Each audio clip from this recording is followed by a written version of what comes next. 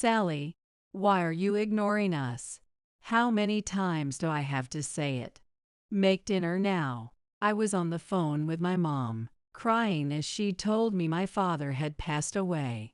My mother-in-law, Janice, scoffed at my tears, telling me to stop being dramatic and insisting on dinner, completely unfazed when I told her about my father's death. Frustrated, I stepped into another room to continue the call, only for Janice to storm in and douse me with ice water. Her husband, Franklin, joined her in laughing uproariously, and then he sneered, "Why don't you go and bury yourself with your father?" Something inside me snapped at that moment. I whispered to myself, "Fine," and made the dinner they demanded. Then, when they were asleep, I packed my things and returned to my parents' home to attend my father's funeral. Of course, my in-laws didn't let it end there. They came to my family home with my husband, Kylo, to confront me. But my mother and I had a plan, one they wouldn't see coming. My name is Sally Ruiz. I'm 29 years old. Let me start by sharing a little about how I grew up. My parents ran a thriving restaurant, and I spent much of my childhood there, surrounded by regulars who adored me. I was like the restaurant's mascot, and those days left me with fond memories. By the time I reached upper elementary school, I was helping out at the restaurant, which only deepened my love for it. As I grew older, through junior high, high school, and college, I continued to assist at the restaurant whenever I had free time, gaining experiences I now cherish. My outgoing and friendly nature was shaped by those early days of interacting with customers. That trait helped me excel during job hunting, landing me a position at my first choice securities company, where I was placed in the sales department. Work was fulfilling, and I poured myself into it. My efforts paid off, and my outstanding sales performance even earned me company awards. This recognition motivated me to work even harder, and I became wholly absorbed in my career. But before I knew it, 3 years had passed. While work was rewarding, my personal life remained stagnant. I found myself yearning for a change. That's when an unexpected encounter came my way. During a business meeting with a client, I met her man. After exchanging business cards, I noticed his name, Kylo Ruiz. I thought to myself how well his name suited his polished appearance, but I quickly shifted into work mode. The meeting went smoothly, and after wrapping up the discussion, we decided to chat a bit more over coffee. Over light snacks, we talked. From the moment I saw him, I felt a calming presence about him, and as we talked, his wit and humor drew me in. It had been a long time since I'd felt my heart flutter like this. As we parted ways, I hesitated. It felt too soon to say goodbye, but I wasn't bold enough to make the first move. I thought I was the only one who felt this way, but it seemed Kylo shared my feelings too. If it's not too much trouble, could you share your contact information with me?" he asked me with a shy tone. I tried to keep my joy from showing on my face, and casually handed over my private contact details, as if it was no big deal. I waited eagerly, wondering when he might reach out, and to my delight, the call came sooner than I expected. We arranged to have dinner together, and it turned out to be such a wonderful time. After that, we started meeting up for meals and outings more often, and naturally, our relationship progressed into a romantic one. The more I got to know Kylo, the more I was drawn to him. After a year and a half of dating, we decided to get married. When we visited his parents' home to announce our marriage, "I have a favor to ask. Would you consider living with my mom and dad? I know living on our own would be easier, but they're getting older, and I can't help but worry. They're fine now, but looking ahead," Kylo asked earnestly. I took some time to think about the idea of living with his parents. When I met them during our marriage announcement, They seemed so gentle and kind. It was clear to me that his warm and thoughtful nature was a reflection of their upbringing. I felt confident that living with them wouldn't lead to any conflicts, so I agreed to the arrangement. Moreover, we were eager to have children soon. I believed it would be better to leave my job and become a full-time housewife to prepare for the future when we had kids.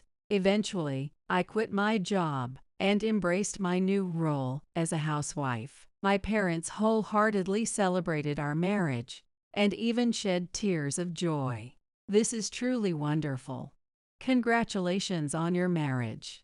May you be the happiest person ever. They said those words with so much warmth, and I felt immense gratitude for everything they had done for me. Thus began our life with my in-laws.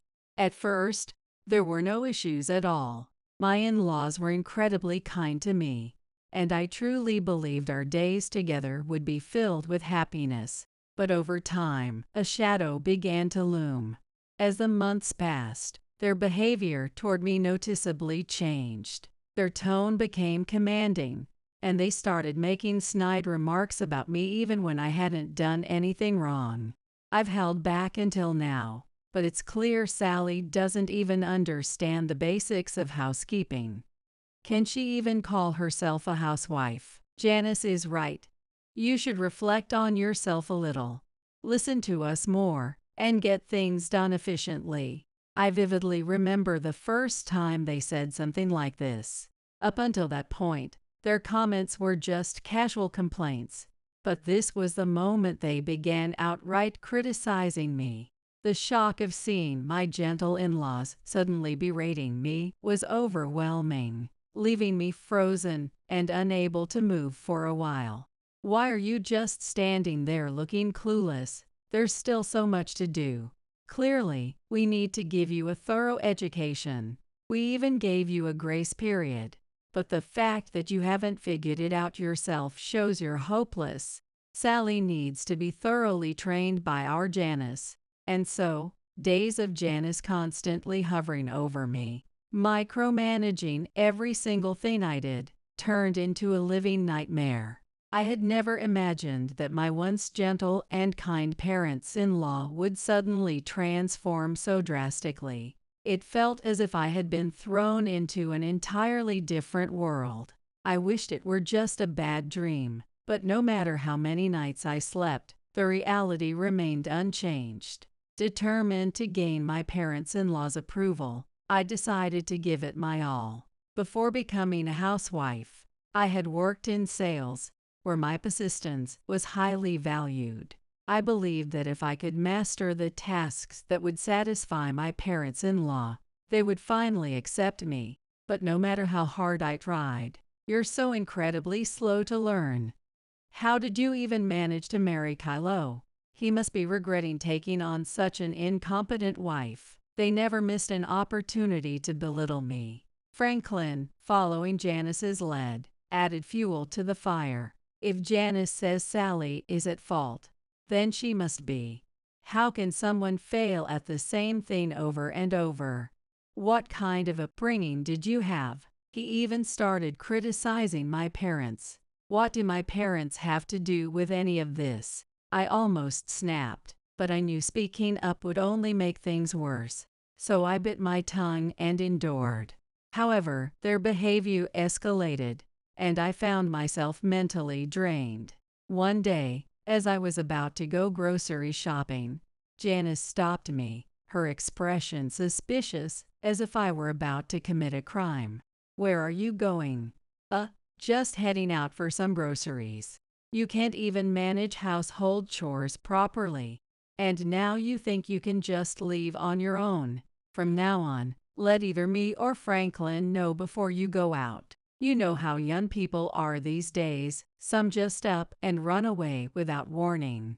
Janice smirked, her lips curling up in a disturbing way.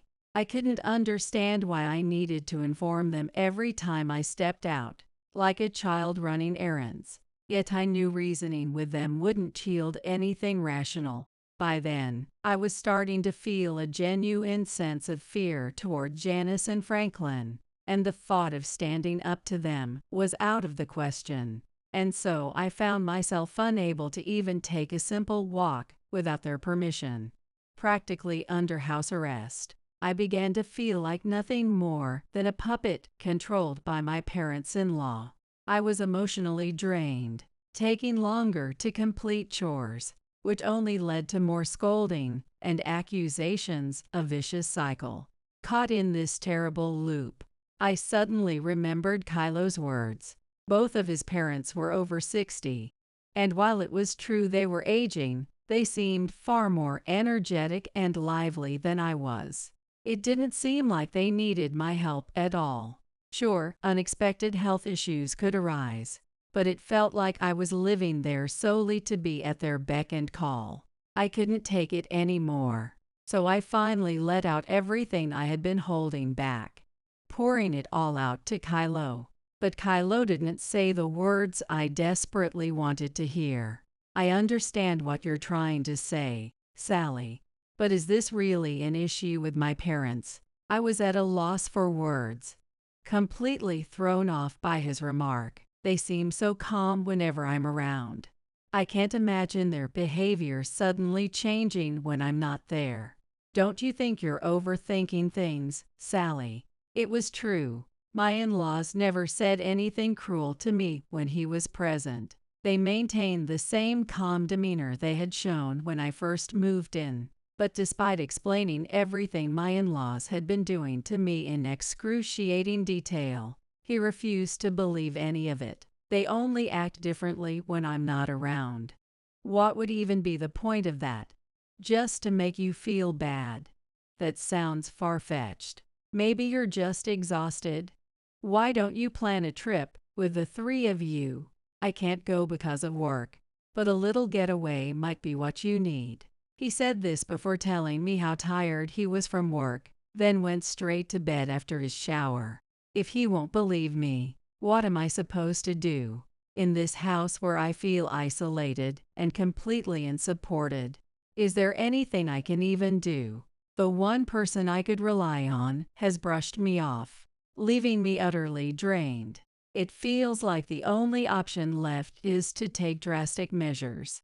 I could call my parents and tell them everything about my situation, but a voice inside me stops me. My parents had been so happy for me when Kylo and I got married, even shedding tears of joy.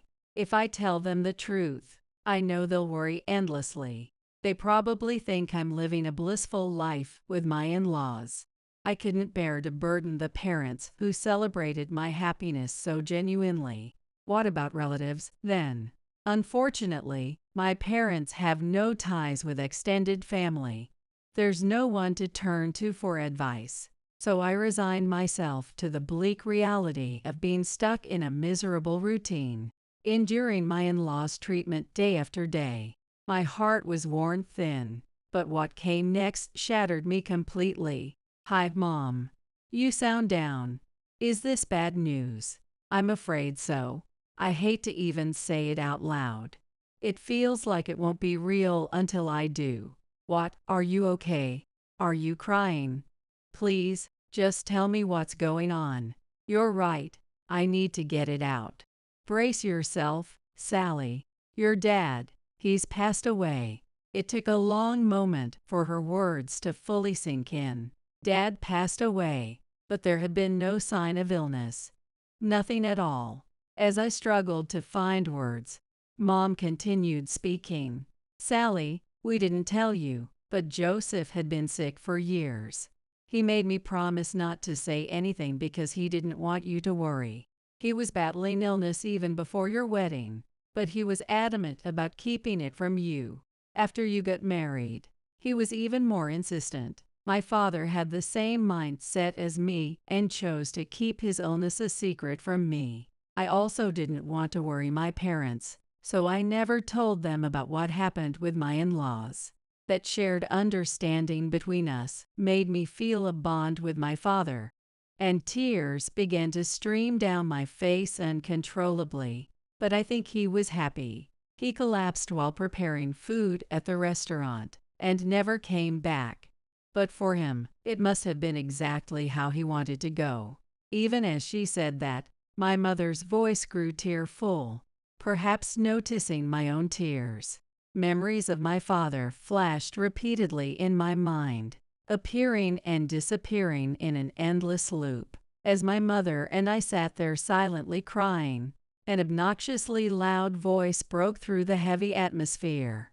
Crying while talking on the phone? That's just pathetic.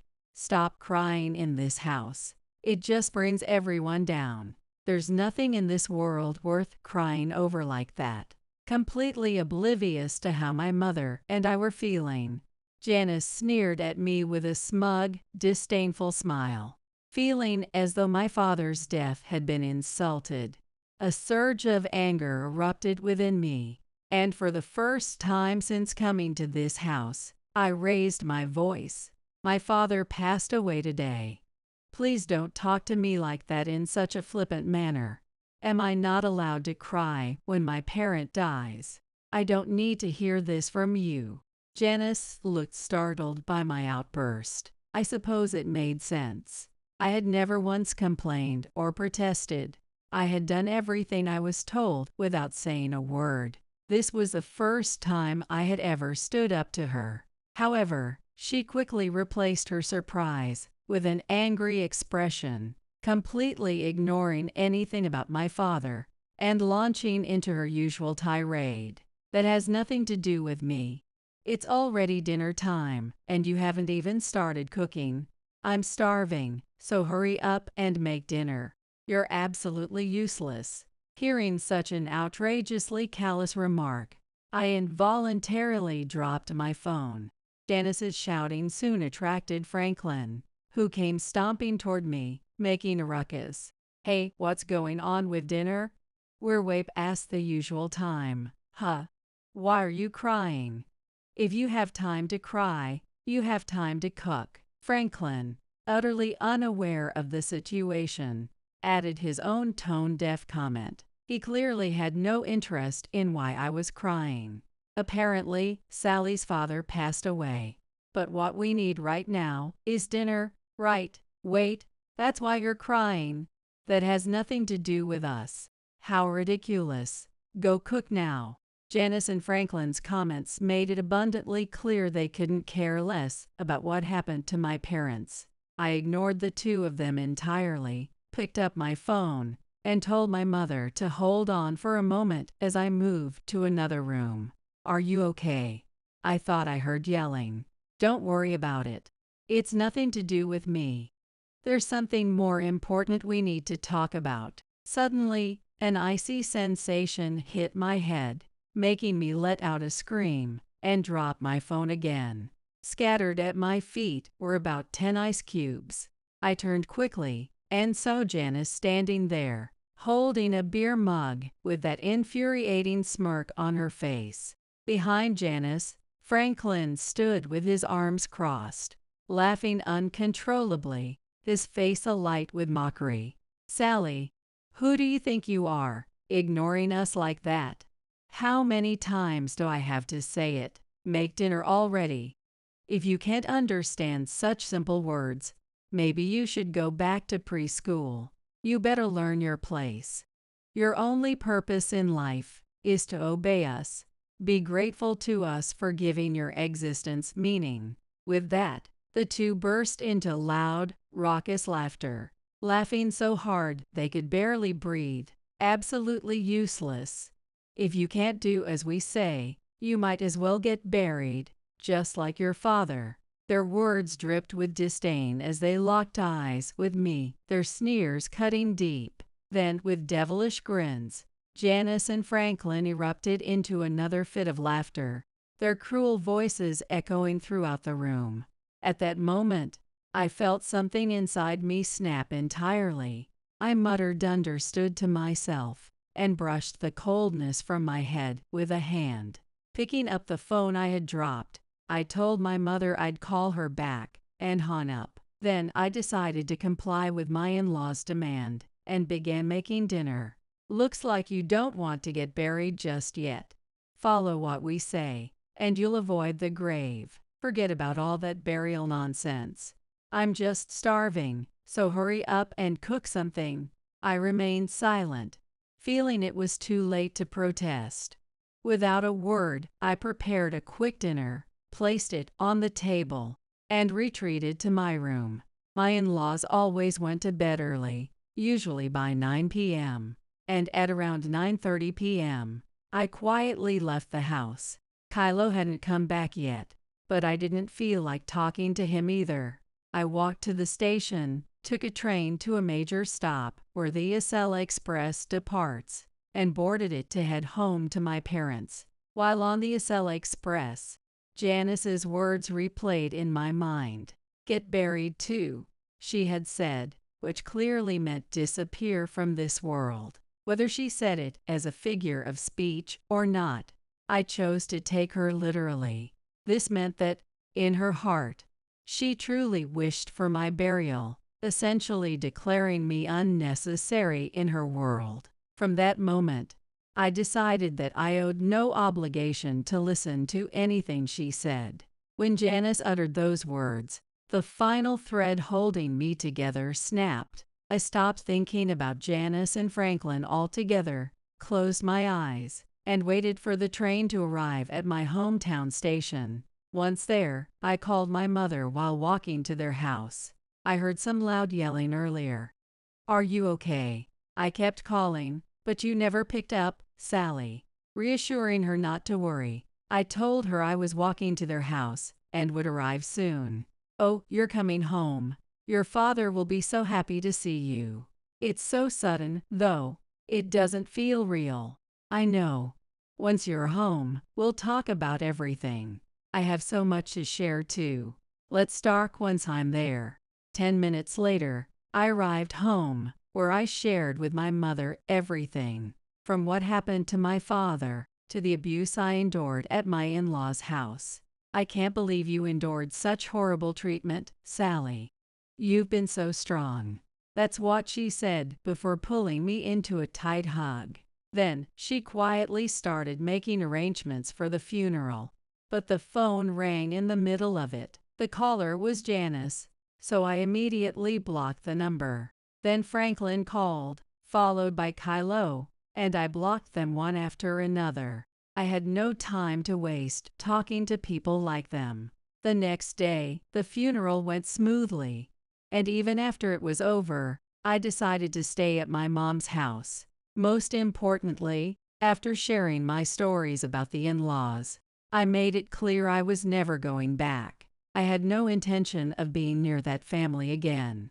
Despite the sorrow of losing my father, I managed to find some peace, something that felt like heaven compared to life with the in-laws.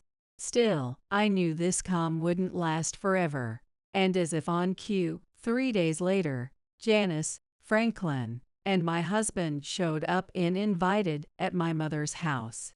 "You had the nerve to leave while I was asleep. How dare you? Do you think you're above everyone else, making us come all the way here? What a waste of time. When we get home, there will be consequences for this." Franklin and Janice looked like devils, their faces twisted with rage. They seemed so hysterical that I couldn't help but feel oddly calm in comparison. Finally, Kylo appeared, staring directly into my face before speaking in a slow, deliberate tone. "It's unacceptable to leave without telling me. At the very least, you should have informed me it was for a funeral. You didn't trust me, so why would I bother contacting you?" I replied coldly, emotionless. Kylo let out a deep sigh. "I'm disappointed in you, Sally. How could you abandon my parents like that? That's rich, coming from you. You have no idea what I've endured with your family.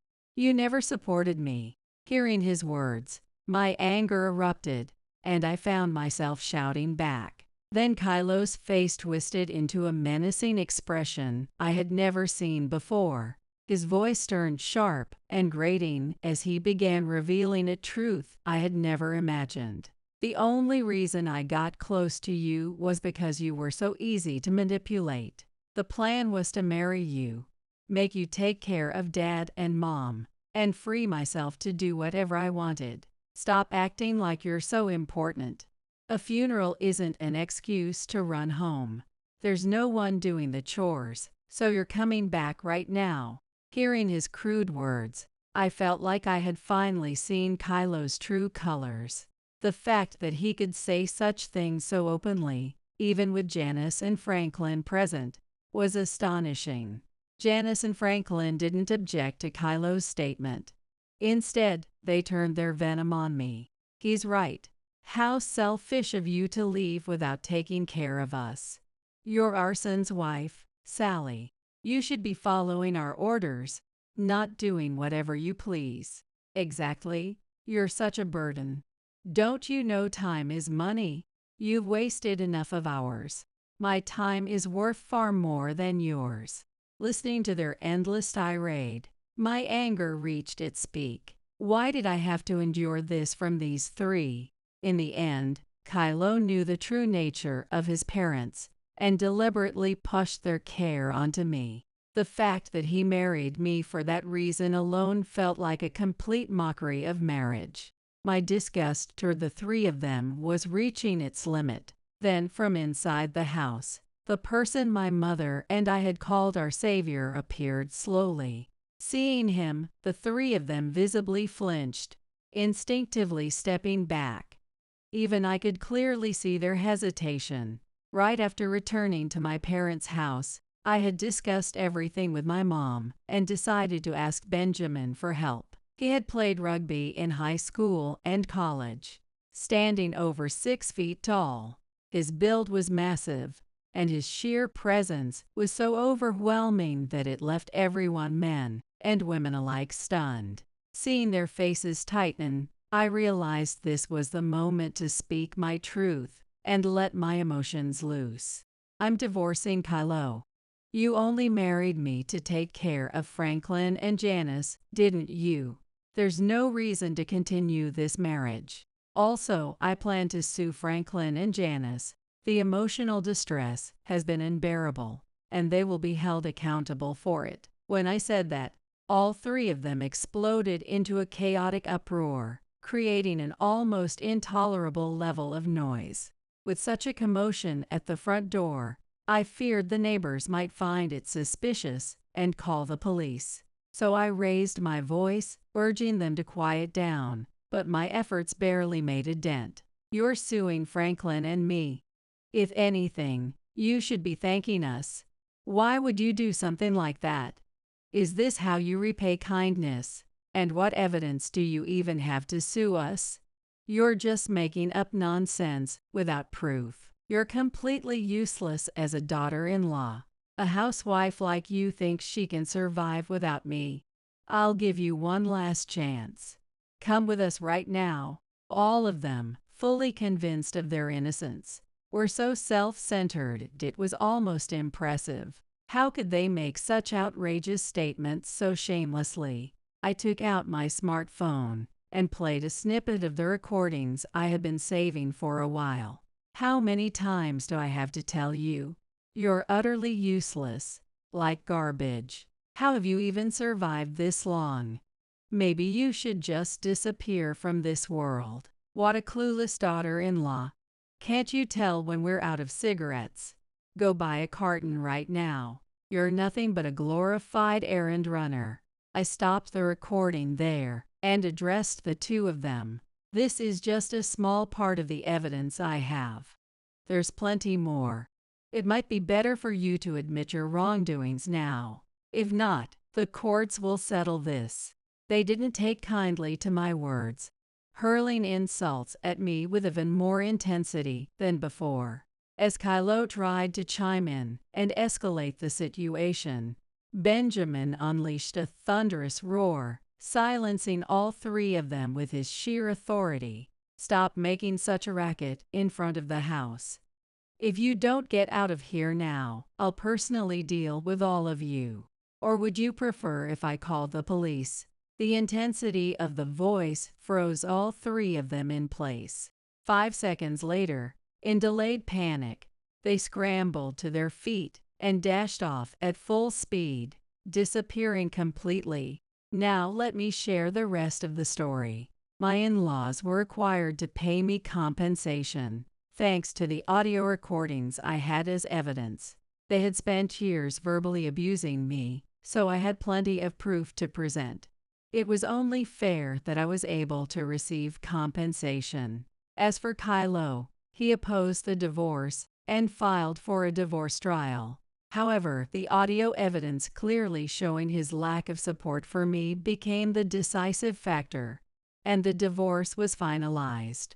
I also successfully obtained my rightful share of the property. Soon after our divorce, Kylo left his parents' house. He had absolutely no desire to care for them himself, since he had married me with the intention of handing over that responsibility. It was inevitable. He apparently never imagined that someone like me, who seemed agreeable, would choose to leave his family. Kylo hopped from one friend's house to another, constantly bad-mouthing me, but his relentless complaining led his friends to distance themselves from him. Eventually, with nowhere else to go, he started living alone in an apartment, which has now turned into a complete mess. His neighbors are said to be extremely annoyed with the situation. Despite being abandoned by Kylo, my in-laws tried to reconcile us by reaching out to distant relatives of mine. When Benjamin found out, he was furious. He called both Franklin and Janice, telling them firmly, "If you try anything else, I'll come over there myself." After that, their attempts completely ceased. Even my relatives stopped receiving any contact from them. I genuinely felt so grateful for Benjamin's presence. If he hadn't been there, I wouldn't have been able to sever ties so decisively. Benjamin may look intimidating with his large frame, but he has a kind heart. He listened attentively when I shared my experiences with Kylo's family. "You've done incredibly well. Take some time to rest for a while, okay? Don't worry about money. I can help a bit if needed." His kind words nearly brought me to tears. Lastly, I want to talk about myself. After my father passed away, the restaurant my parents had run together temporarily closed. Although it was meant to be temporary, my mother seemed to have completely lost the will to run it on her own. I'm thinking of shutting down the restaurant. Without Joseph, I just feel so deflated. It's a place we built together, after all. She spoke with a hint of sadness. Hearing that, I spent the next while thinking everything over carefully. But no matter how much I thought about it, the idea of this restaurant closing down was just too heartbreaking to accept. So, how could we keep the restaurant going? I focused and gave it my all to come up with an answer. And no matter how many times I reconsidered, there was only one conclusion that came to mind. I decided to share my feelings with Mom.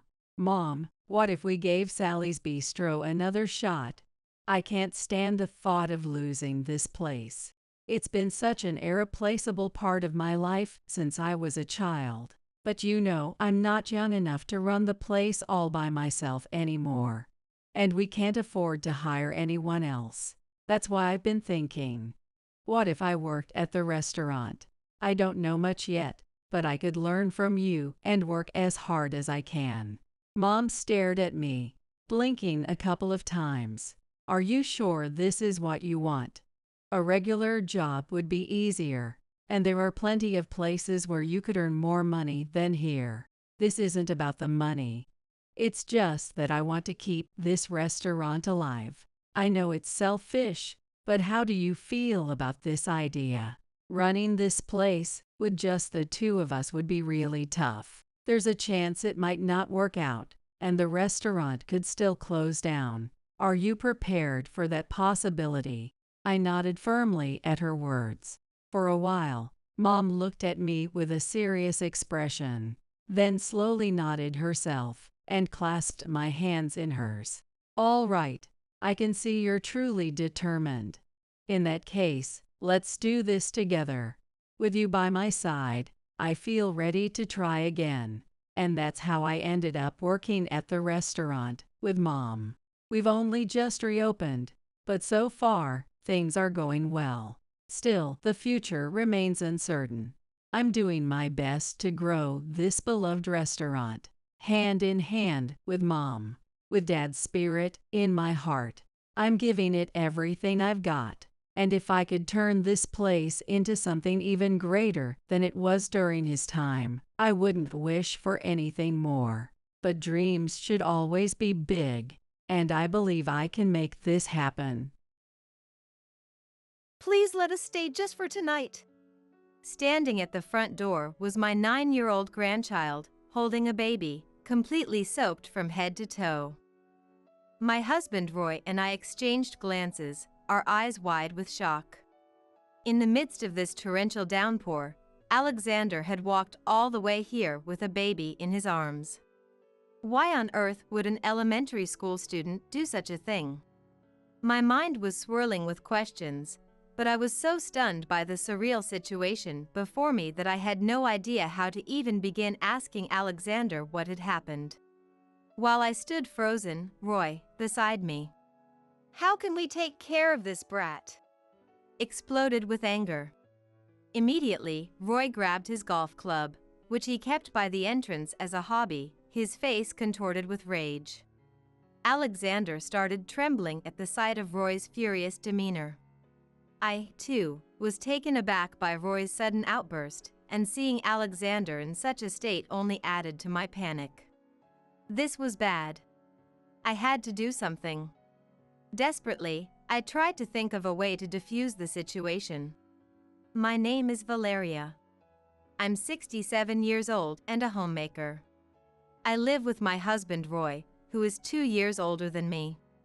Roy was a musician until about 5 years ago. He used to perform wearing sunglasses, his deep, resonant voice charming the younger crowd, and of course, I was his biggest fan. Even now, as we've grown older, Roy is still quite the dandy guy, and I'm proud to call him my husband. He's the kind of person who likes to see things in black and white. Once he trusts someone, he trusts them completely, but if he loses that trust, there's no going back. For better or worse, he's a straightforward man. We met through matchmaking services, but we've grown very close over the years, and I'm grateful that a popular guy like Roy fell for an ordinary woman like me. And up until 9 years ago, we used to live with our son. His name is Darius. He turned 30 this year, but it's been so long since we've seen him that I can't even remember the last time we celebrated his birthday. Darius was especially fond of his father, always seeking Roy's attention despite his busy schedule. Whenever Roy had a rare day off, they would always go out together. Roy loved his son back just as much, always finding time to play catch in the park or teach him how to play the guitar, no matter how tired he was. I would watch their interactions with a warm heart, enjoying the sight of their father-son bond. Our family was just like any other happy household, except for the fact that Roy was a celebrity. Darius was never the academic type. But since I was a homemaker and Roy an artist, we never pushed him too hard to study. As long as you have one thing you're good at, that's all you need. Just polish it a bit more than others, and it can become your job. Got it, Dad. Following Roy's advice, Darius kept pursuing his passion for baseball. But that dream was shattered in his junior year of high school. He got hit by a pitch and injured his shoulder. The doctor said he would never be able to play baseball again. While it wouldn't affect his daily life much, he found it difficult to do things like hold onto the handrails on a train. Though I felt sorry for Darius, a part of me was relieved. Becoming a professional baseball player is incredibly rare. I thought it might be better for him to consider other paths while he still had time. It seemed like my secret wish was coming true. Roy, on the other hand, seemed at a loss for words. Darius had followed his father's advice and dedicated himself to baseball. Now that he couldn't pursue that path, Roy didn't know what new direction to guide him towards. Still, we supported Darius. It didn't matter if it wasn't baseball. As long as Darius was healthy, that was all that mattered to us. Darius was visibly upset when he could no longer play baseball. Even so, he managed to get into his college of choice and became a college student. Roy and I cried tears of joy, grateful that Darius had regained his spirit. Darius wasn't usually very talkative, but seeing us cry must have stirred something in him. He said nothing, just cried along with us. We ended up living apart from Darius when he was 21. He attended a college close to home and still lived with us. One day, he told us with a serious expression, "I'm getting married. I'm moving out tomorrow." We were completely taken aback by the word marriage coming out of Darius's mouth. Marriage? What about college? I asked, hesitantly. "I'm dropping out," Darius calmly replied. Drop out? What about a job? "I'm starting job hunting now. I'll find a company to join." What about the girl? Have you met her parents? Bethany grew up in a foster home. She doesn't have parents. She wants to get married soon. Seeing Darius's optimistic thinking, I felt worried. Next to me, Roy was folding his arms, deep in thought. I looked to Roy for help. Roy took a deep breath. "If you think you're ready, go ahead." Roy! I tried to get Roy to take back his words, but then I saw Darius's eyes light up, and I held back. Thank you, Dad. Mom, thanks for everything. Darius said this and left the next day with his belongings. I was at a loss for words, unable to accept reality. Roy said, "He'll be fine. He might not have been the best student, but he had the determination to keep playing baseball. He'll manage married life too." Really? I hope so. Roy seemed confident in how he had raised Darius. I didn't think we had failed as parents either. But as a mother, I was worried about whether young Darius could handle married life. I didn't realize at the time that this worry would only grow. Darius never brought his wife, Bethany, to our home. No matter how many times we asked him to, he wouldn't even respond. It might have been better if we could visit him directly, but we didn't even know the name of the apartment he was living in. When he said he was leaving, it was so sudden that we didn't have time to ask for details. We never imagined we wouldn't see him again, so we didn't worry too much. But now that we couldn't reach him, it was a different story. Roy, have you heard back from Darius? No. I thought maybe Roy, as his father, might have had an easier time getting in touch, but he hadn't heard back either. Maybe they're just busy right now. Let's give it some more time. Yeah. At that time, we still believed in Darius. But 3 months after he left, I heard something unbelievable. It happened when I was shopping at the local supermarket. One day, I happened to bump into Molly, my neighbor, at the grocery store. Molly said to me, "Valeria, I heard you have a new grandchild. Congratulations. Valeria, I heard you have a new grandchild. Congratulations." What? I was taken aback by the unfamiliar word grandchild and gave Molly a double take. "Oh? Is that not right?" The other day, I saw Darius with a woman who looked like his wife, and they were pushing a stroller. When I greeted them, they just nodded. They didn't seem very friendly. I haven't seen them in a while, so maybe they forgot about me. I see. I listened to Molly's story, feeling like I had wandered into some kind of soap opera. According to Molly, the person she saw was definitely Darius. Darius's appearance hasn't changed much over the years, so if you've met him once, it's hard to mistake him for someone else. To be honest, I haven't been in contact with Darius since he left home. It's embarrassing, but I just found out about the grandchild now. Really? How could they keep such an important thing from you? Molly was as shocked as I was by my confession. It's true. It's absurd not to know about the birth of a grandchild. That night, I told Roy what I had heard from Molly. We have a grandchild? That means they must have already had a child when they got married. That's why he left so quickly. Roy seemed more relieved to have an explanation for Darius's sudden departure than surprised by the grandchild. This isn't the time to feel relieved. If we have a grandchild, we should celebrate and meet them. You're right. But where do they even live? Exactly. That was the problem. Even when I try to contact Darius, he never responds. I wondered if he had found a job. If he had, maybe I could contact him through his workplace, but that would be difficult without knowing where he works. If Molly saw them, they can't be living too far away. Molly has trouble walking and doesn't usually go far from home. Since Molly had seen him, they must be living nearby. We'll just have to keep trying to contact him. Eventually, he'll give in. Maybe he's not reaching out because he hasn't found a job yet and his pride is in the way. Do you really think so? Roy seemed determined to believe in Darius. I wanted to believe in my child too, but it seemed unreasonable not to inform us about the birth of a child. Bethany, his wife, should have suggested visiting her parents-in-law.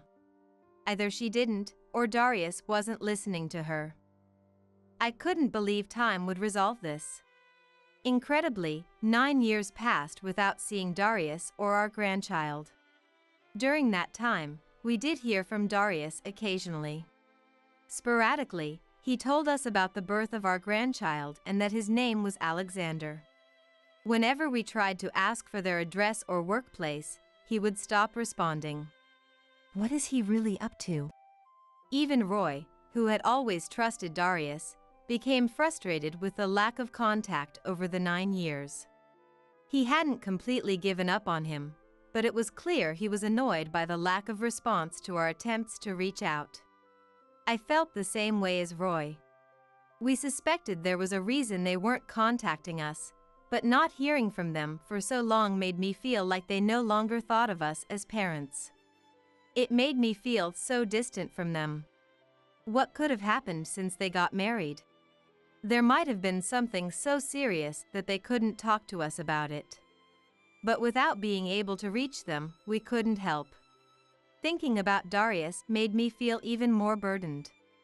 At that time, the world was in turmoil due to inflation and political issues, and the news was filled with stories of murders and vacant houses. Living as just the two of us, elderly couple, we had to be careful not to get caught up in any incidents. Then, everything changed on one stormy day. Neither Roy nor I could have predicted what would happen. It was a weekday evening. It had been raining heavily since the morning, and our area was prone to landslides. If the heavy rain continued, we might have to evacuate. The rain was so intense that it darkened the outside world. We were preparing to evacuate, packing our bags just in case. Just as we finished packing, the doorbell rang. Could it be a delivery? No one would deliver on a day like this. Roy gave a plausible response. Indeed. On such a stormy day, delivery workers would probably be off work. So who could be visiting? I looked at the monitor to see outside the door, but no one was there. There's no one out there. What's going on? It's creepy. Could it be a prank? But who would come to play a prank on a day like this? Curious, I cautiously went to the door and slowly opened it. Roy watched me with a sigh. Are you grandmother? Seeing the person standing outside, I was speechless. It was a child, about the age of an elementary school student. He was wearing a raincoat and holding a baby to his chest. The baby was also wrapped in a raincoat, but its face was wet from the rain. It was crying weakly. Despite my shock, the child's words, "Are you grandmother?" made me realize something. "Could you be Alexander?" I asked, and he nodded slightly. "Is that baby your younger brother or younger sister?" He nodded again in response to my question. What's going on here? Roy, peeking from behind, tried to understand the situation. Even I couldn't make sense of it. I wanted to ask Alexander many questions, but he looked too anxious to give many answers. Alexander looked back and forth between Roy and me and said in a weak voice, Please let us stay for just tonight. The 9-year-old grandchild standing at the door, soaked and holding a baby, said this, and Roy and I exchanged astonished looks. In this storm, Alexander had walked with the baby. Why would an elementary school student do something like this? Questions swirled in my mind, but the surreal nature of the event left me unsure of how to start questioning Alexander. While I was frozen in shock, next to me, I can't take care of this brat, Roy yelled. Immediately, Roy grabbed his golf club from the entryway, his face contorted with rage. Seeing Roy like that, Alexander started to tremble. I was also taken aback by Roy's sudden outburst and worried about Alexander in front of me, causing me to panic.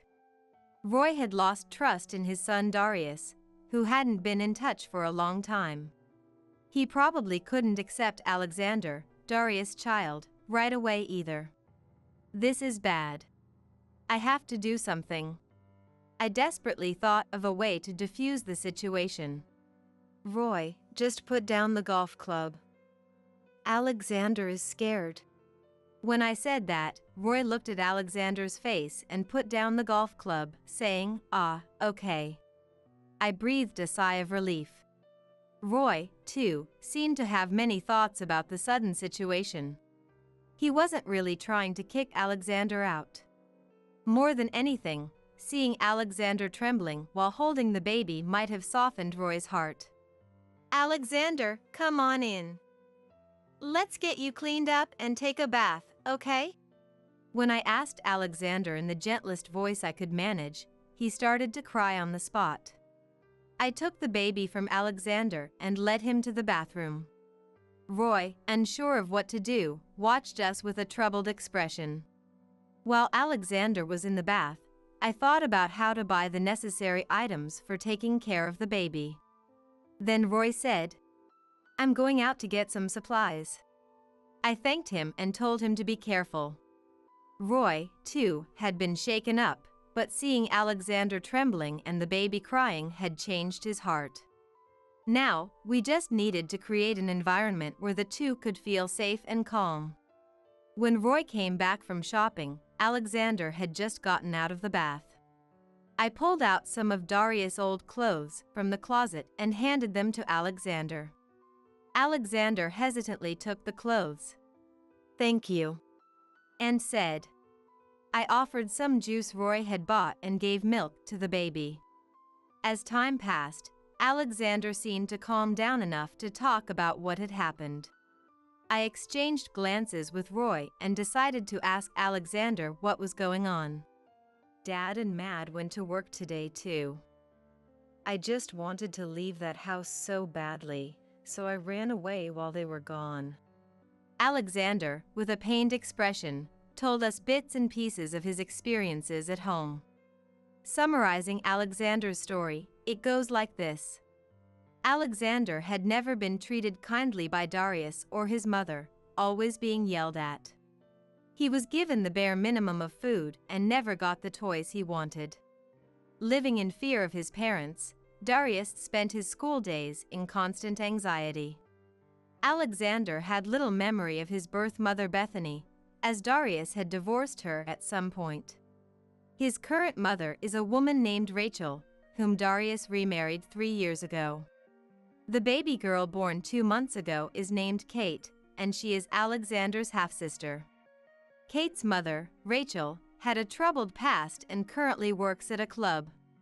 With her flashy appearance and sharp personality, Rachel is harsh on Alexander, who isn't her biological child.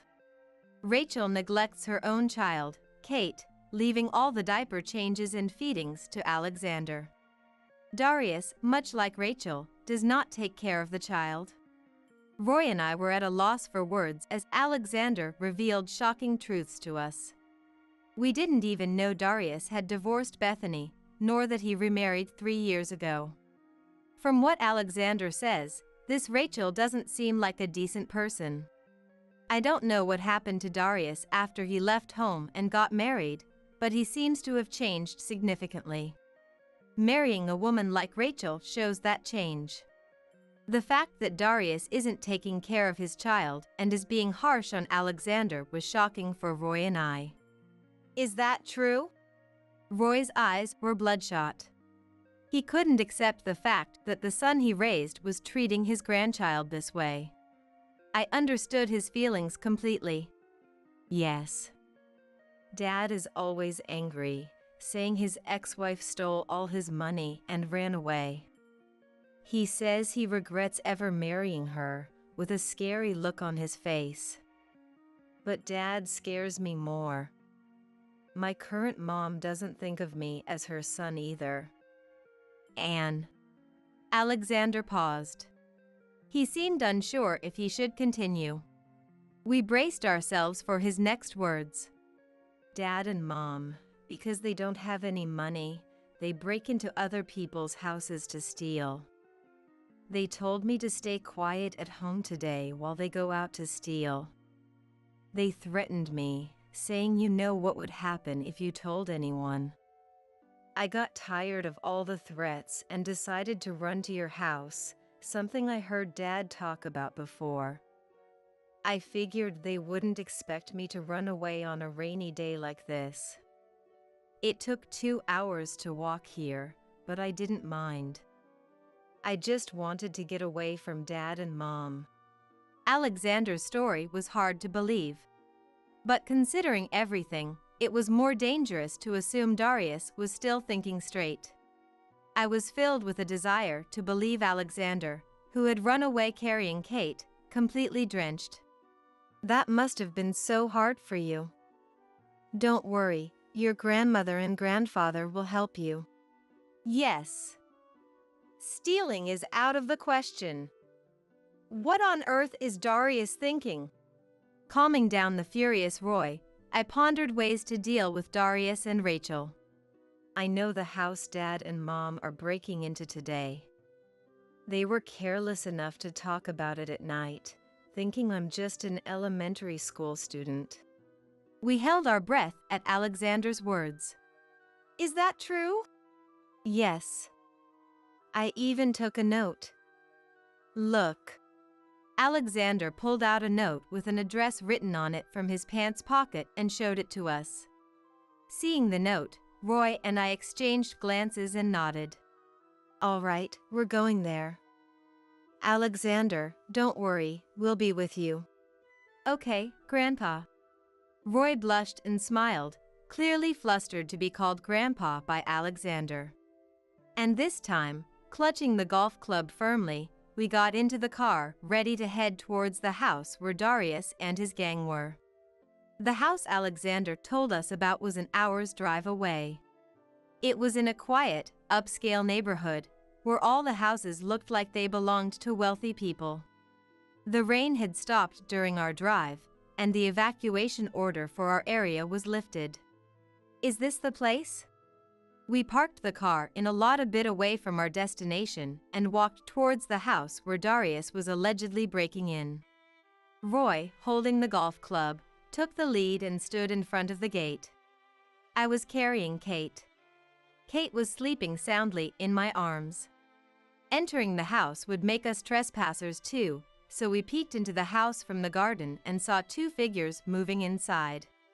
We hesitated, unsure if they were the homeowners, but then Alexander exclaimed, "It's Dad and Mom." That confirmed it for us. Roy took a deep breath and shouted, Darius!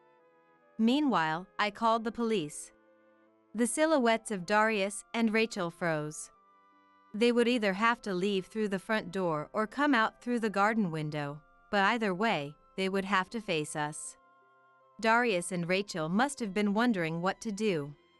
But when Roy shouted again, "Hey, come out now, or I'll call the police," they gave up and came out through the front door. In reality, I had already called the police, so they were fooled. What's going on? Why is Alexander? Seeing us, Darius turned pale. Next to him was Rachel, who, as I had heard, had a flashy appearance and a severe look, making me instinctively want to avoid her. I felt that being around her would have a bad influence on me. "Darius, what are you doing?" "This evening, Alexander walked to our house with Kate. He said he didn't want to stay at home anymore. After talking to Alexander, I found out that you were breaking into houses. So we decided to catch you red-handed." "What?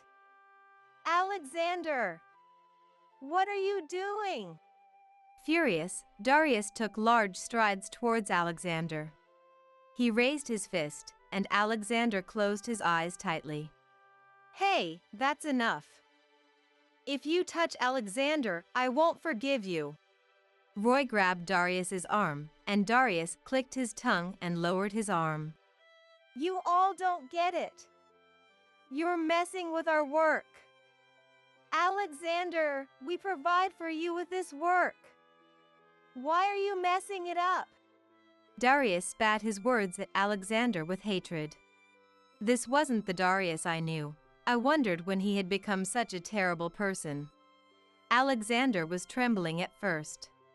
But perhaps because he had us by his side, he glared back at Darius. "I've been doing everything you and Mom said. I had to take care of Kate because neither of you would. I hated your work but couldn't say anything. This isn't a real job. It's a crime. I don't want to live with criminals anymore." Crying, Alexander, pouring out his true feelings, insisted that he could only see Darius and Rachel as criminals, not as parents. "Hey, what are you talking about? Have you forgotten all the gratitude you owe us for raising you? Such a disobedient brat. We can't even think of him as our child." They spat out those words harshly. Both Roy and I had enough. "Gratitude for raising him, you say? When did you ever actually raise Alexander?" Roy's voice, filled with intensity, startled both Darius and Rachel. "That's right. You barely ever contacted us, and when we find out what you've been up to, it's unforgivable to treat our grandchild this way. Apologize to Alexander right now. Otherwise, we'll turn you over to the police immediately." Even though we had already called the police, I shouted to scare them. But "You're joking. Why should we bow our heads for this kid? I never even wanted a child like this. Try being forced to take in a kid you never wanted." they continued to resist. I began to lose hope, thinking there was nothing more we could say to change Darius and Rachel's minds. Just then, we heard the sirens of a police car. "This is the police. What's going on here?" I explained the situation to the officers who stepped out of the patrol car. Seeing the sudden appearance of the police, Darius and Rachel were at a loss for words. The police, after hearing my explanation, arrested Darius and Rachel and tried to put them in the patrol car. "Hey, what's going on? When did you call the police?" "That's right. Using dirty tricks, how cowardly." Darius and Rachel shouted in protest. Roy and I exchanged glances and sighed in exasperation. Even when caught red-handed by the police, they still resisted, unable to see that what they had done was wrong. I quietly watched the situation unfold. Looking at Alexander, I felt a strong sense of duty to protect this child and shouted, "Cowardly? That's our line. You've been abusing the child, not working, and doing such things. Isn't that way more cowardly? Do you know how many people you've made sad with your actions? Reflect on this in prison. When I shouted this, Darius and Rachel, unable to say anything in return, were dragged into the patrol car by the police. We decided to go along with them for questioning. I held Alexander's hand the entire time, trying not to wake Kate, praying that our family's future would be bright. After the questioning, we were released and returned home together. It turned out that Darius and Rachel had committed a total of 30 burglaries. Darius, having no steady job, continued to break into homes and couldn't contact us. The recent news about the increase in burglaries was also their doing. I almost fainted when I heard about it. But seeing Darius's drastically changed appearance after a long time, it made sense. Darius had struggled with job hunting since his first marriage, which led to his downfall, and he started associating with bad company. Around that time, his ex-wife Bethany, fed up, left him, and he started taking out his frustration on Alexander. Alexander always lived in fear of Darius's attacks. Rachel, whom he finally remarried, turned out to be just as terrible. She was the same kind of person as Darius, which only added to Alexander's stress. That stress exploded, leading to him escaping to our house as he did this time. Darius and Rachel are now awaiting sentencing. They have committed burglary 30 times, so the punishment will be quite severe. Naturally, we have severed all ties with Darius. We have decided that even if he gets out and seeks help from us, we will not assist him at all. Neither of them has ever worked a proper job, so just surviving will be very challenging for them. They might as well get a part-time job and learn the hard way how tough it is to earn money. I've sworn that they will never see their kids again. We've decided to take in Darius and Kate. Rachel's parents aren't exactly decent people either. When Rachel was first arrested, we discussed what to do with Kate, Rachel's child, but it seemed they didn't care about Kate at all. So, Roy and I decided to raise both Alexander and Kate together. Alexander likes Kate, and I'm glad they won't be separated. Roy is now very fond of Alexander and absolutely adores Kate, calling her cute all the time. He's going to be one doting grandfather. Our new life as a family of 4 is about to begin.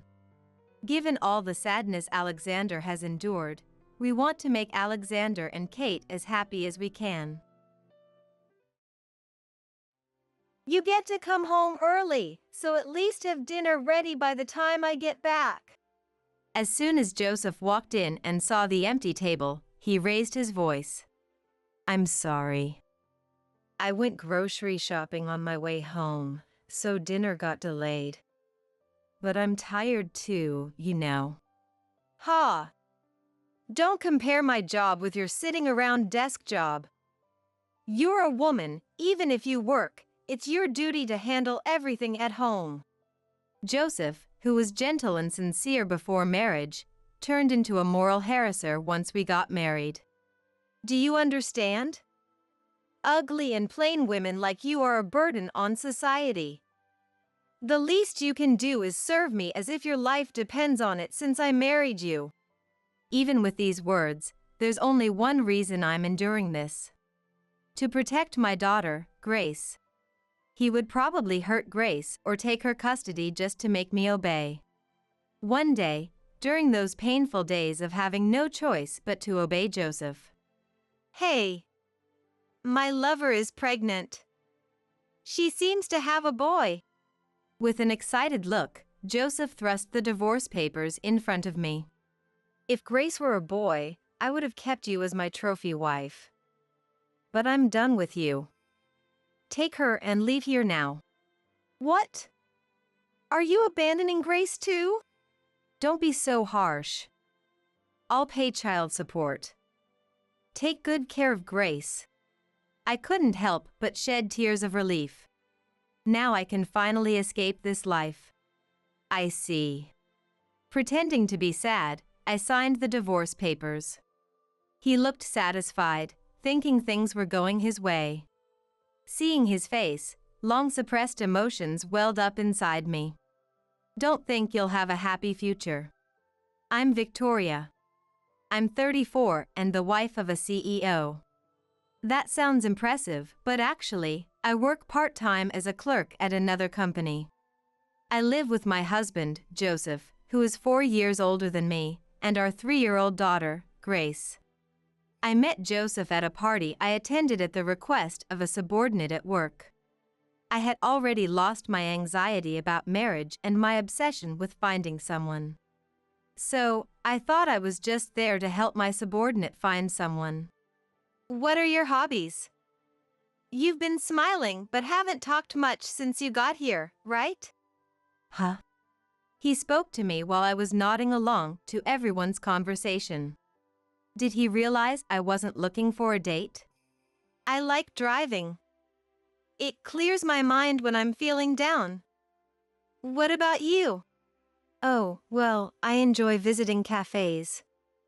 I love reading, so I bring a book along. As I spoke, I suddenly felt embarrassed, thinking my hobby was too plain. He wasn't handsome, but he was stylish, cheerful, and seemed popular. Really? I also visit various cafes while driving. Ones with ocean views, in the woods, or with history. Huh? Maybe I like visiting cafes too. Yes, you seem to know many wonderful cafes. If you'd like, let's go together next time. I want to show you all my favorite cafes. After that, we started going on drives and visiting cafes together.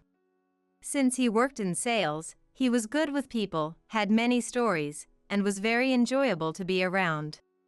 On our third date, Joseph told me he would soon leave his printing job to work at the company his parents ran. My dad runs a metalworking factory. I've been avoiding it because I didn't want to do that kind of work, but my mom passed away 2 years ago. I finally decided I should take over. I see, that's commendable. I'm sure your dad was happy. Joseph nodded, blushing, then straightened up. Well, after a few dates, I was drawn to your modesty and kindness, Victoria.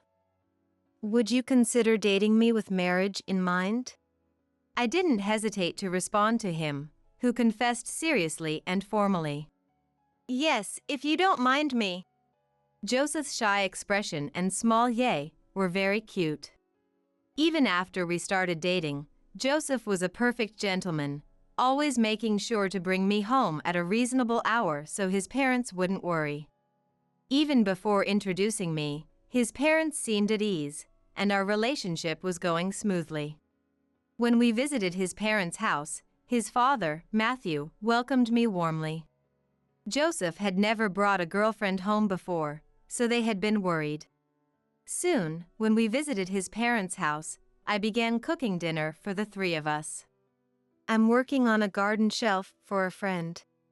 Really? His factory can make those? How about this? Just an idea. Even without Joseph, Matthew and I enjoyed brainstorming fun products that could be made in the factory. I had always loved craft and technical classes where we made things. Matthew was always thinking about the possibilities for the factory and never hesitated to try new things. If you marry Joseph, you should work at our company too, Victoria.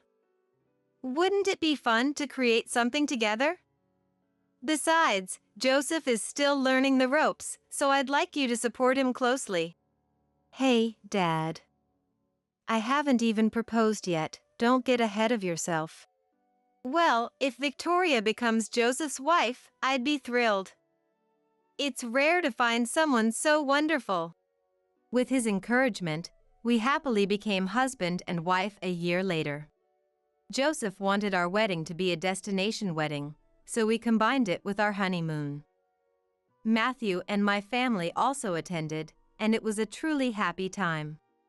After getting married, I started working as a clerk at the factory, and the 3 of us supported the family business together. Victoria, I heard you're working on something interesting with the CEO. I'm studying how to introduce the factory's uniqueness on social media. A reliable project manager, right? Both William, the senior managing director, and the factory workers adored me, and the office was always filled with smiles. I'm genuinely happy I got married. I really feel that way from the bottom of my heart. However, I was always concerned that Joseph rarely came to the office, possibly due to the workload.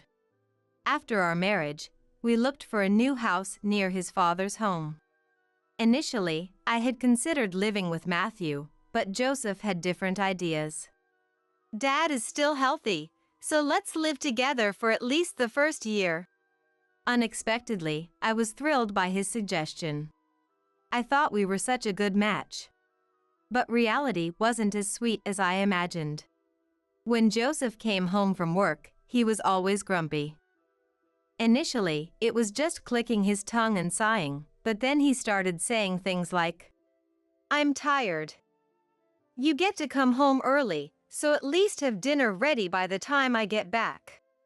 As time went by, he began complaining and making snide remarks to me.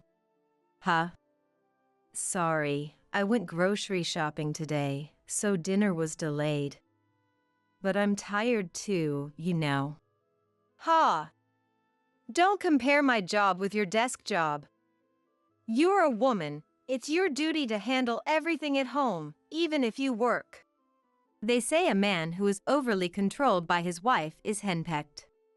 But it was clear he was under a lot of stress from work.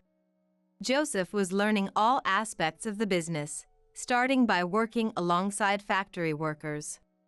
Damn it! That guy yelled at me for a minor mistake. When I'm the CEO, I'll fire him immediately. Yeah, it must be tough to be yelled at despite your hard work. Why don't you come to the office to chat? It might cheer you up. What? You don't understand. Don't act like you do. Having been training to become CEO for about a year and a half, Joseph was still learning and was frequently scolded by the factory workers. If we had lived with Matthew, he might not have been able to relieve his stress at home. I felt that our current living arrangement was good for him. I'm sorry for taking my anger out on you every day, Victoria. Thank you for always listening to my complaints. On weekends, Joseph would apologize as if returning to his senses and take me on drives and cafe visits like before we were married. Knowing he trusted me enough to show his true self made it easier to bear. I sincerely thought I would be Joseph's outlet for stress until he got used to work. But that might have been a mistake. His verbal abuse escalated more and more after that. Nearly a year into our marriage, just as Joseph was getting the hang of his job, I found out I was pregnant. Matthew was overjoyed and cried tears of happiness. Joseph was happy too, but his constant mention of wanting a boy worried me. I hope it's a boy. It would secure the company's future. Either way, Matthew will be thrilled. I also prayed that Joseph's wish would come true, but I felt uneasy about what would happen if we had a girl. Fortunately, I didn't have severe morning sickness and planned to work until just before giving birth. When I was in my final month of pregnancy, Matthew said something to me when we were alone in the office.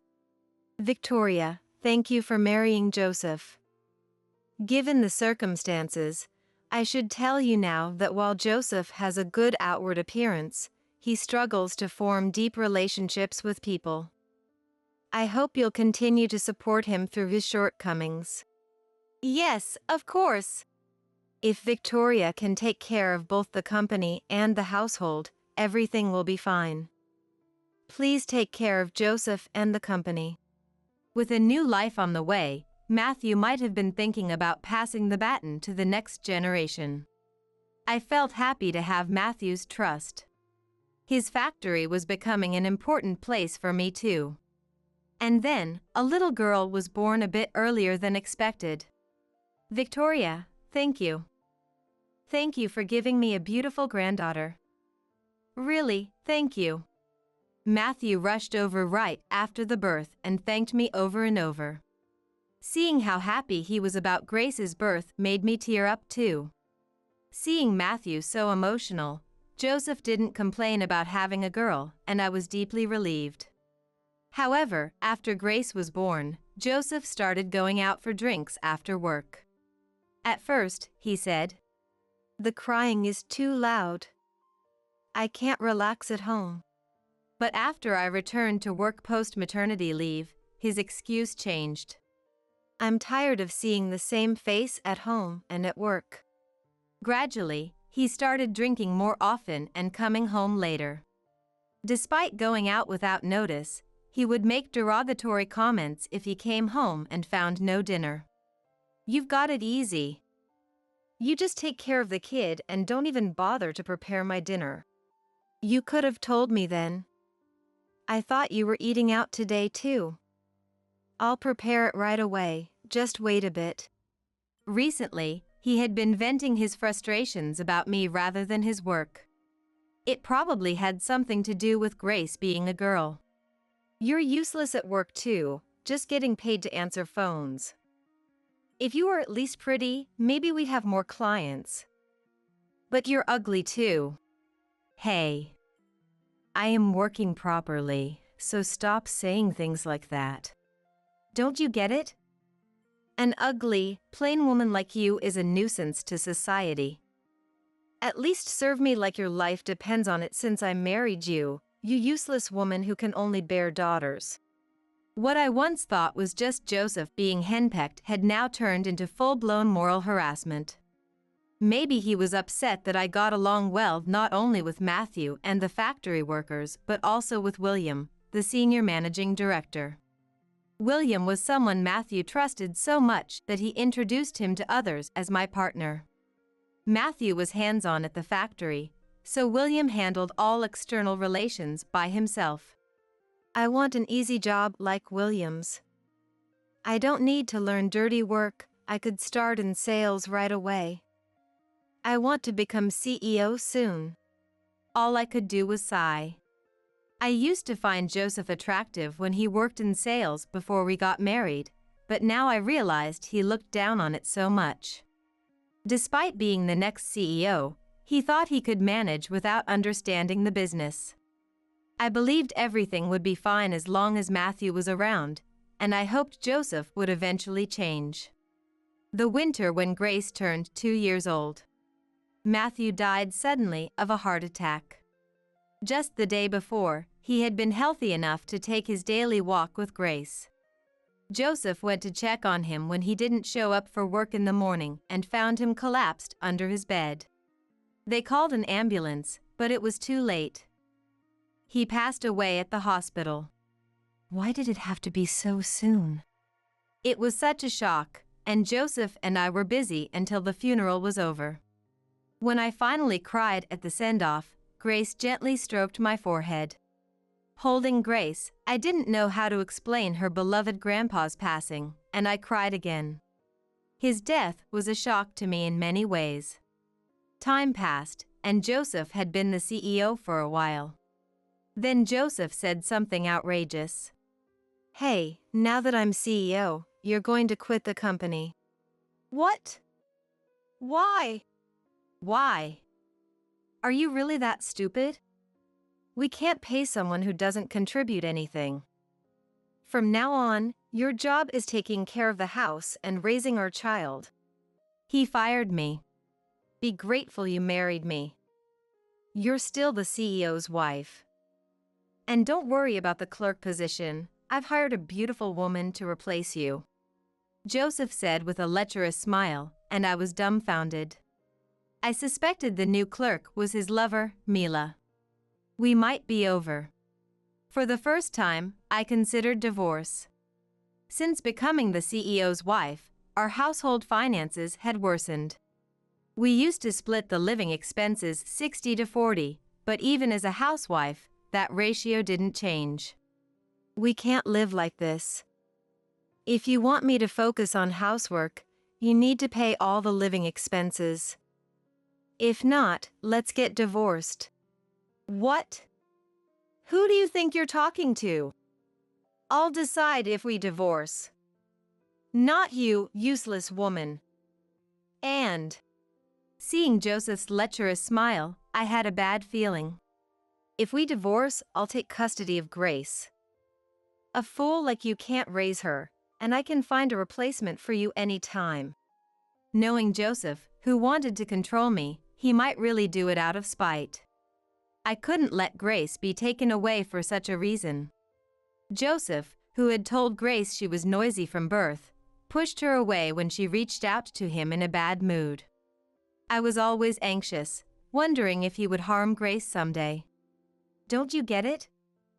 An ugly, plain woman like you is a nuisance to society. At least serve me like your life depends on it. Holding back tears of frustration, I clenched my fists and asked Joseph again. Then please provide for us properly. Grace is already 3. If needed, get a job. If anyone will hire you, that is. Feeling triumphant after arguing with me, Joseph laughed loudly. I spend more on living expenses even though you're home more. Be grateful. Biting my lip, I could only nod silently. To protect Grace and stay with her, I decided to work and earn money. After Joseph went to sleep, I decided to call my mom. I needed to talk to someone to sort out my confused feelings. Mom was probably sleepy from the late-night call, but she listened, and thanks to her, I was finally able to sleep. The next day, Mom called me.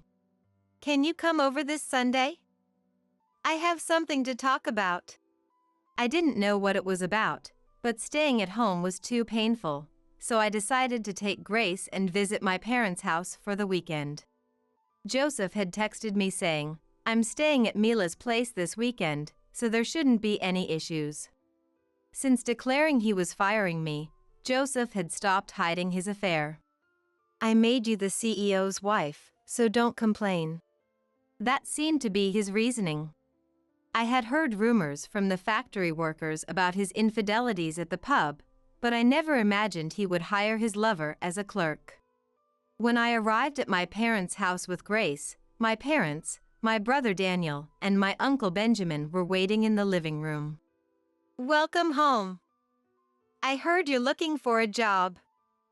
Would you like to work part-time at my company? You can set your own hours. What? Really?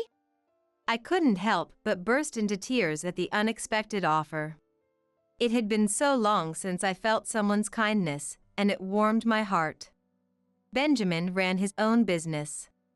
He and his wife, Harper, didn't have children, and they had always doted on us since we were kids.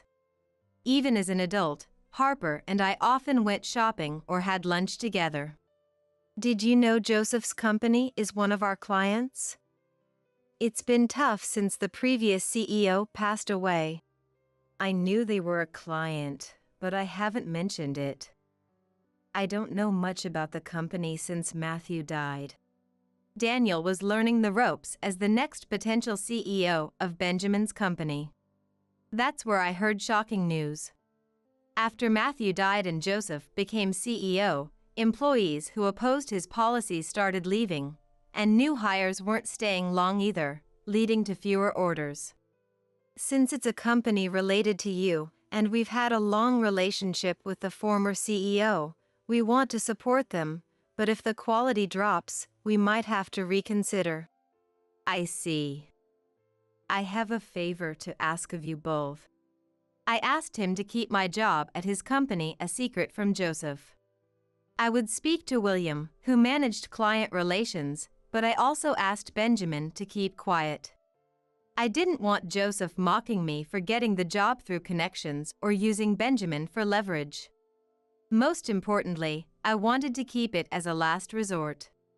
After I started working at Benjamin's company, Joseph stopped contributing money to the household. I told you to handle the house.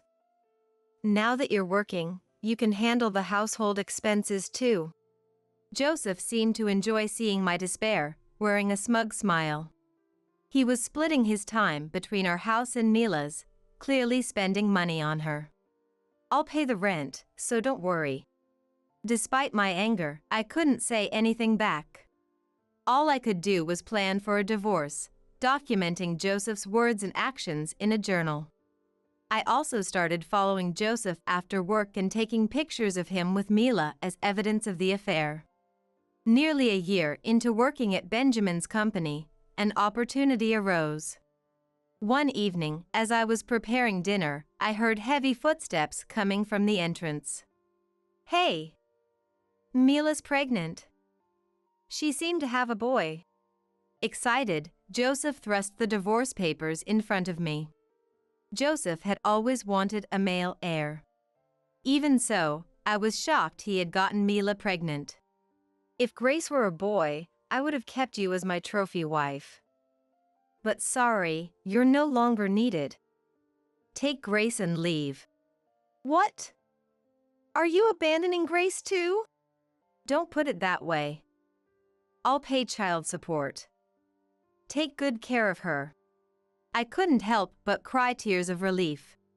Finally, I could escape this life. "I see." Feigning sadness, I signed the divorce papers.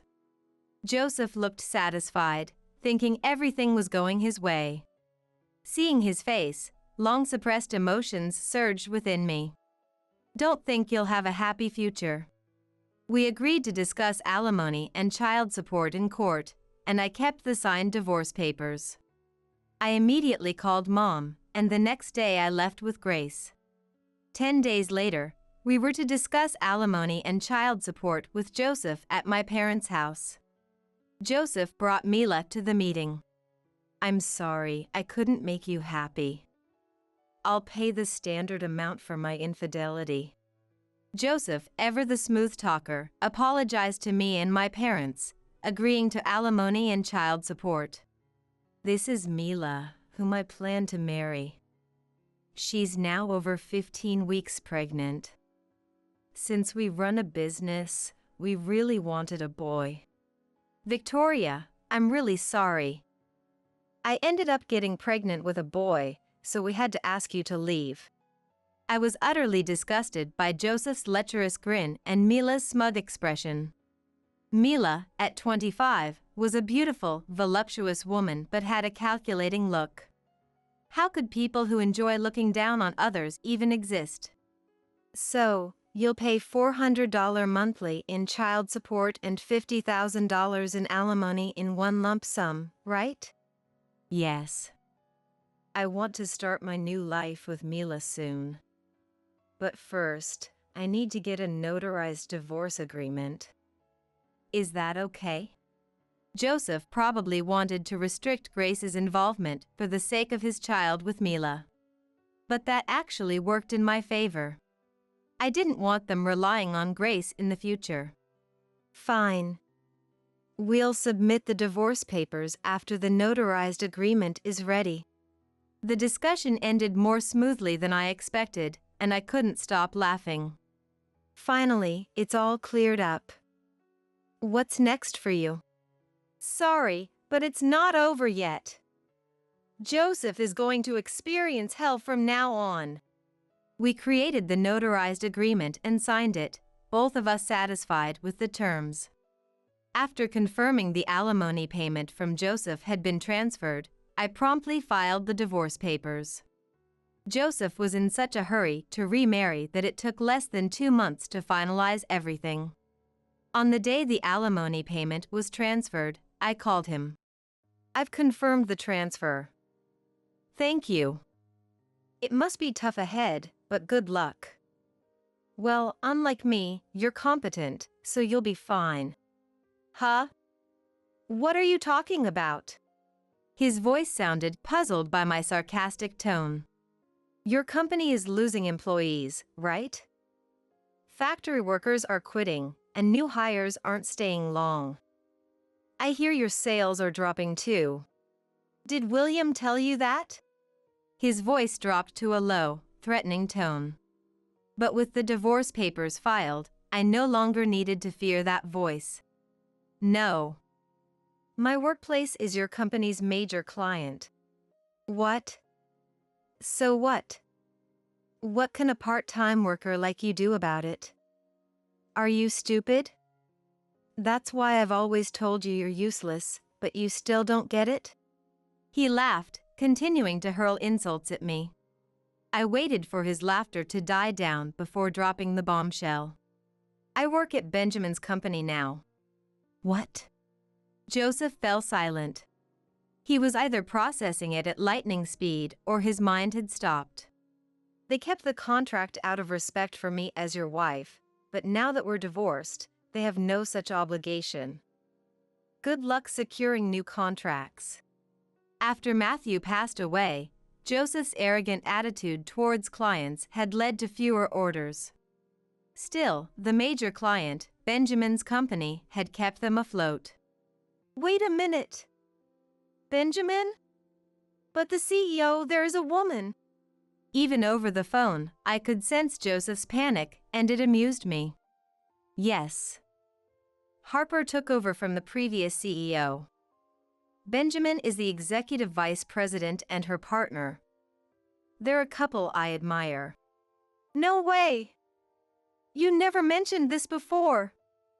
If you had, I wouldn't have divorced you. Now it was my turn to laugh. No way. I wanted to divorce you. That's why I didn't tell you. To protect Grace. As per the notarized agreement, stay away from her from now on. That's not fair. Oh, by the way, Daniel is expected to be the next CEO. When that happens, there's no way he'll renew your contract. There was silence on the other end. Not a word, not even a breath. Please, I did my job well. Can't you speak to the CEO for me? We were married, after all. No, we're strangers now. You mistreated the employees, the orders dropped, and the product quality declined. It's all your fault. If Matthew saw the current situation, he'd be in tears. Oh. Also, William said he's planning to resign. Without him, you're truly finished. I hung up without waiting for his response. He called me several times afterward, but I never answered. Daniel is just a candidate for the next CEO, not guaranteed, but I kept that to myself. I didn't expect it to end there, but a few days later, Joseph and Mila showed up at my parents' house. Of course, I wasn't going to let Joseph see Grace, so I spoke to him through the chain-locked door. Victoria, please. Speak to the CEO. We received a notice of contract termination yesterday. I know. After that, everyone except William handed in their resignation, didn't they? Joseph, looking restless, scratched his head. Please, come back. I realize now I need you. Let's start over. I can't face Dad in the afterlife like this. Huh. How could he say such things in front of his new wife? Mila looked at Joseph with a bitter expression. They must have discussed this before coming here. Having won Joseph over and becoming the CEO's wife, she hadn't anticipated having to beg his ex-wife for help due to the failing business. I refuse. You said I was useless, stupid, and incompetent. And now you expect me to help? No way. Besides, I don't need a morally abusive man like you. I decided to press my advantage. And don't forget our agreement. You said we'd never contact each other after the divorce. What was the penalty again? Joseph's face turned pale. He had boasted. A $10,000 fine every time you come to see me. He had thought it would only inconvenience me. Finally, I decided to drop another bombshell. Oh, Mila. I almost forgot. I'll be sending you a bill for resolving your infidelity. Expect a call from my lawyer. Joseph won't be able to pay, so you'll need to take responsibility. What? The divorce is finalized, it's over. I never said I wouldn't bill you. I just prioritized finalizing the divorce first. Joseph never told me not to. Joseph's face was ashen, but I didn't care. Seeing him suffer from his own decisions was too entertaining. Please, don't. I'm about to give birth.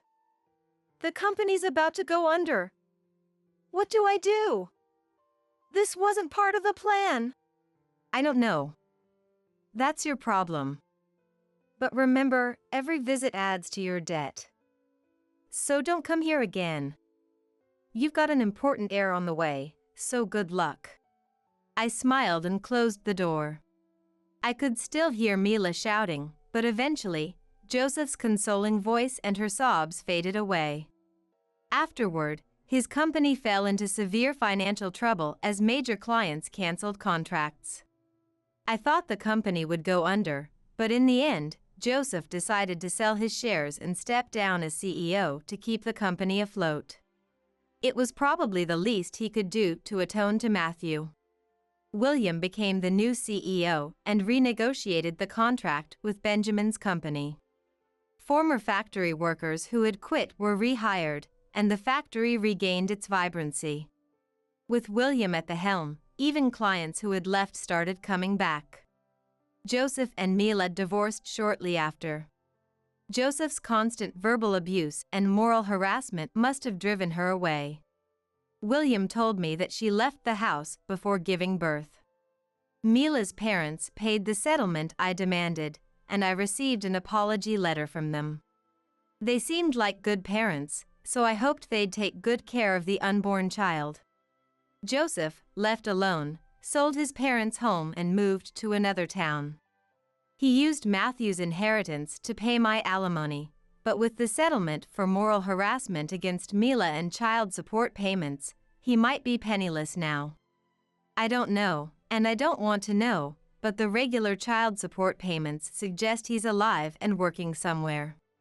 It's pathetic that even though his long-desired son was born, he turned out to be such a disappointment. About a year after the divorce, William approached me.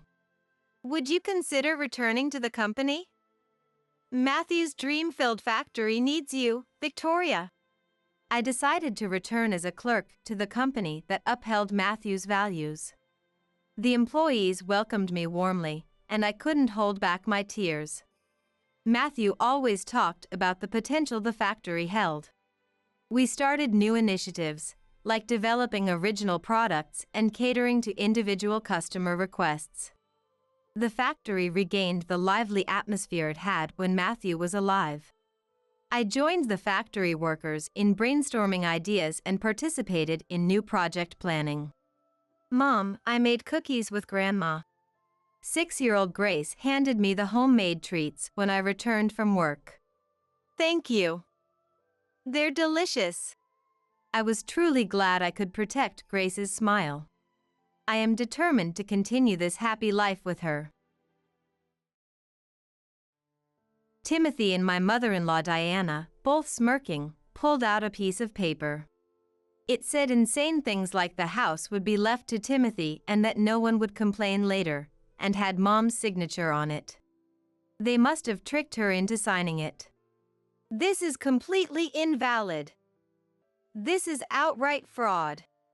No, I wrote it. Mom admitted it so easily.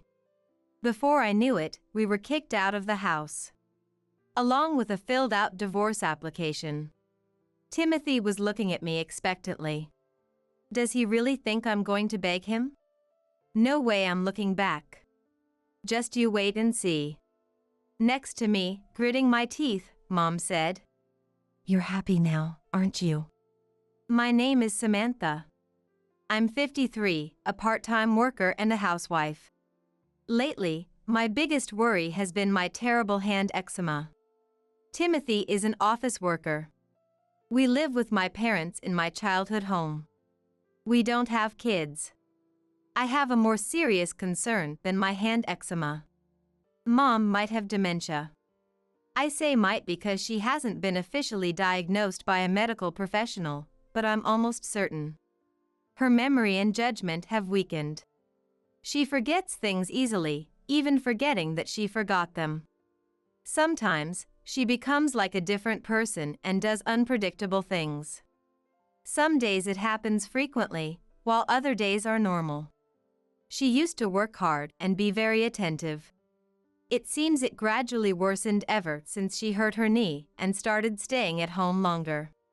Her knee is better now, but I'm worried, so I don't want her going out alone. Dad and I take turns looking after Mom. When I'm working my part-time job, Dad is at home, so he can handle anything that comes up. I worry about her condition getting worse and the fact that Timothy doesn't want to help at all. I need to figure out what to do. Then, Dad got seriously ill and had to be hospitalized for a long time. I couldn't leave Mom alone, but I also couldn't keep taking time off work. When I consulted Timothy, he said, "Aren't you worrying too much?" He sounded like it was someone else's problem. She might leave the stove on or get lost. You're exaggerating. What if something happens? There's no end if you keep thinking like that. Timothy seemed clearly annoyed. Even though they're my parents, he's been living with Mom for years, shouldn't he be more considerate? The reason we live together is because Timothy's income is too low for us to afford our own place. Even animals show gratitude, but this man seems to have no concept of it at all. Why don't you quit your job and take care of her? It's not that easy. I've been at my part-time job for years and don't want to quit. I have a decent income. Can you really support us if I quit? I wanted to ask. If we use caregiving services and you help out a little, we can continue our lives as they are. What? Me? Just occasionally. She's your mom. Yes, but I have nothing to do with this. Handle it yourself. How could you say that? Is her condition really bad enough to need caregiving services? We're going to see a doctor to find out. You're always complaining about your hands and how standing all day at your salon job is hard. Just quit already. Timothy clicked his tongue and walked away quickly. What's his problem? That's so cruel. Sure, my hands are bad, but I never said I wanted to quit. Him bad-mouthing my job made me really mad. I should have known this day would come. I have nothing to do with this. That's impossible. We're family. If your mother was in the same situation, would you want me to ignore her? God, I'm so angry. But it can't be helped. I'm the one with the flexibility since I work part-time. Also, although I think it's still a ways off, if it comes to helping with changing clothes or bathing, Mom would hate it. At this age, if I quit being a hairdresser, I won't be able to return to the field. Trends and products change rapidly, and I wouldn't be able to keep up. I even have regular clients. No, there are plenty of hairdressers, but I'm the only one who can take care of Mom. Moping won't help anything. I have to look forward. Once Dad is discharged, things will go back to normal. First, I'll take Mom to the hospital, have a proper discussion with Timothy, and arrange for care services, preparing for the future. I really don't want to quit my job. I'll ask if I can take some time off. A few days after I made that decision, Dad's condition suddenly worsened while he was in the hospital, and he passed away. What a terrible thing. When a family member dies, there's no time to mourn. Besides arranging the funeral, there are countless procedures to handle one after another. Mom was very sad. Sometimes she would stare off like a child, or suddenly cry, unable to control her emotions. After putting on her funeral attire, she pulled herself together like magic and handled the role of funeral organizer admirably. I was so focused on supporting Mom that I couldn't afford to let my guard down. Thus, we saw Dad off in no time. Physically and emotionally exhausted, Mom and I finally felt the loneliness of Dad not being there. He was quiet, but kind. Even knowing he won't come back, I couldn't bring myself to clear away his recliner, his cup, his reading glasses, or the paperback book he was halfway through. Neither Mom nor I could do it. Then, Timothy came back with his in-laws. Come to think of it, he said this morning that he would bring them over to help tidy up the house. I appreciate them coming all this way to help, but I'm not ready for that yet. Sorry, but I'll have to decline and just offer them some coffee before they leave. Mom seems extremely tired, so she's napping. I'll leave her be. I show the in-laws to the room next to the entrance and prepare coffee. Timothy starts. Serve tea instead of coffee. And prepare some sweets too. Bossing me around. I suddenly thought, Aren't they your parents? Why don't you do it yourself? But there's no use holding on to a grudge. I decided to live positively. Let's hire a company to dispose of the big items all at once. Yeah, that sounds good. Diana and Timothy are talking like that. I wish they wouldn't make decisions without consulting me. We don't need to clean up just yet. What? Diana looks surprised. I mean, we'll do it after we've calmed down a bit. What? Mom and I are still processing our emotions. When I said that, Diana tilted her head and said, What are you talking about? That's a problem. I don't understand why Diana is having an issue with this. I look at Timothy, but he avoids my gaze. We already gave this house to our son and his wife. Renovations are starting soon, so what are we supposed to do? I'm sorry, but I don't understand what you're saying. We're living here with my parents starting today. Timothy suddenly said, What are you talking about? It's already decided. What? This is my family home. I'm confused, and Timothy won't meet my eyes. Samantha, didn't you hear? Even Diana talks like it's the most natural thing in the world, making my head spin. I'm sure I told you. Maybe you forgot because of the busy funeral arrangements. Timothy lies calmly. There's no way I could have missed such an important discussion, no matter how busy I was.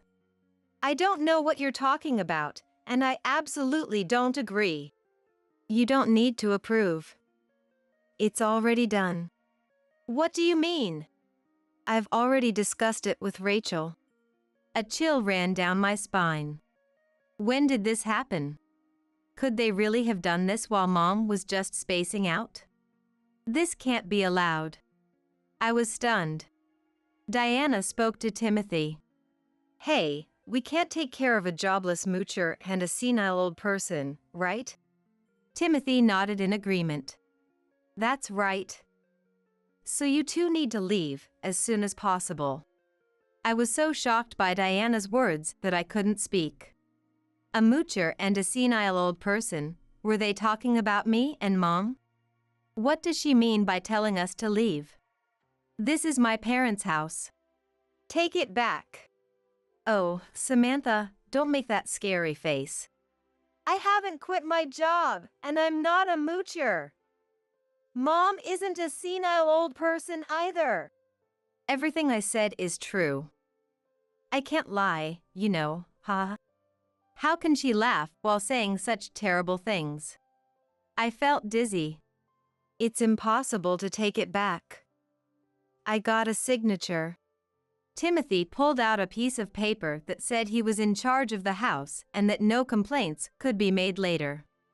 But there was definitely Mom's signature on it. They must have tricked her into signing it. This has no legal power. This is a blatant fraud. What? You made Mom sign it when she wasn't in her right mind? It's invalid. What are you talking about? You just said she wasn't a senile old person. At that moment, Mom, who had been napping, came over. Hello, everyone. What brings you here today? Mom greeted us with a smile, completely unaware. Rachel, this signature here, it's yours, right? You definitely wrote this, right? Timothy suddenly confronted Mom. Yes, that's my handwriting. Mom admitted it easily. This isn't fair. Now, pack up your things and get out. No way. If you stay any longer, I'll call the police for trespassing. This is ridiculous. Without fully understanding, we packed our valuables and personal belongings into a suitcase and were kicked out of the house. With a sneer, Timothy handed me a completed divorce application. File this. He looked at me with an expectant grin. Did he think I'd beg? I clenched my teeth, avoiding eye contact. As we stepped out of the house, I wanted to take something of Dad's, just one thing, so I grabbed the pair of leather shoes by the door. I remembered how Dad used to take great care of them. Men's shoes wouldn't be of much use, but having a keepsake was better than nothing.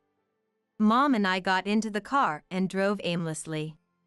Anger towards Timothy and the in-laws, a sense of loss, and anxiety. We were overwhelmed with despair, wondering what we would do next. I couldn't stay positive. Tears welled up in my eyes.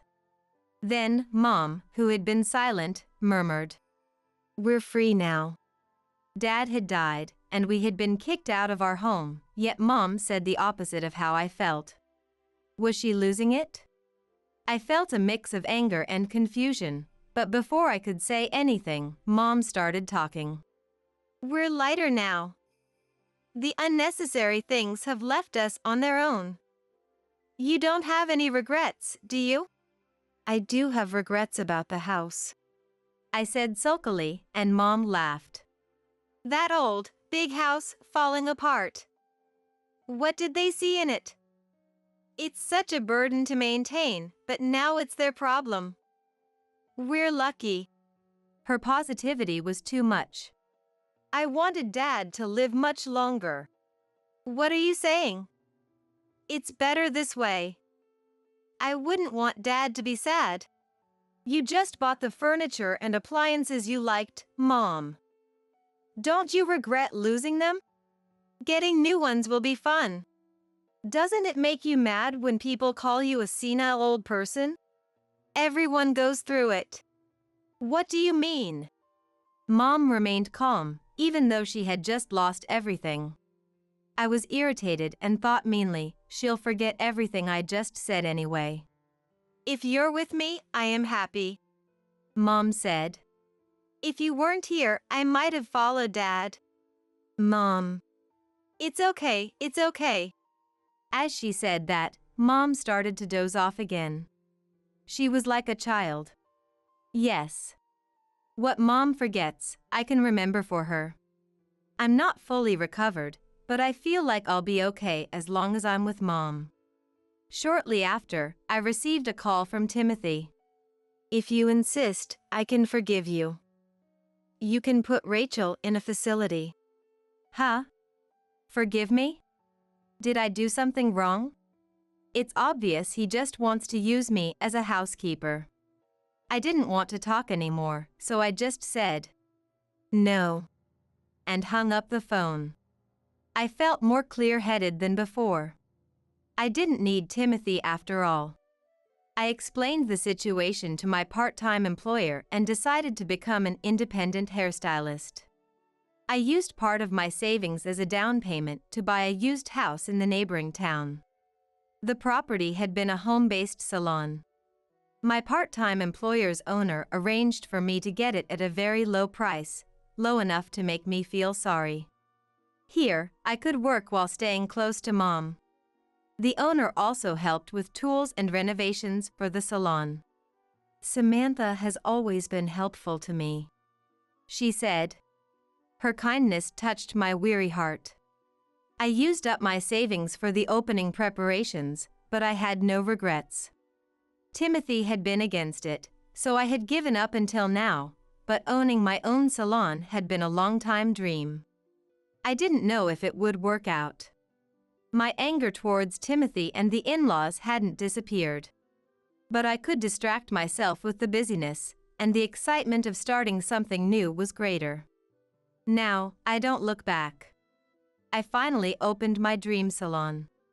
Mom helps with cleaning and laundry. When she's free, she enjoys gardening.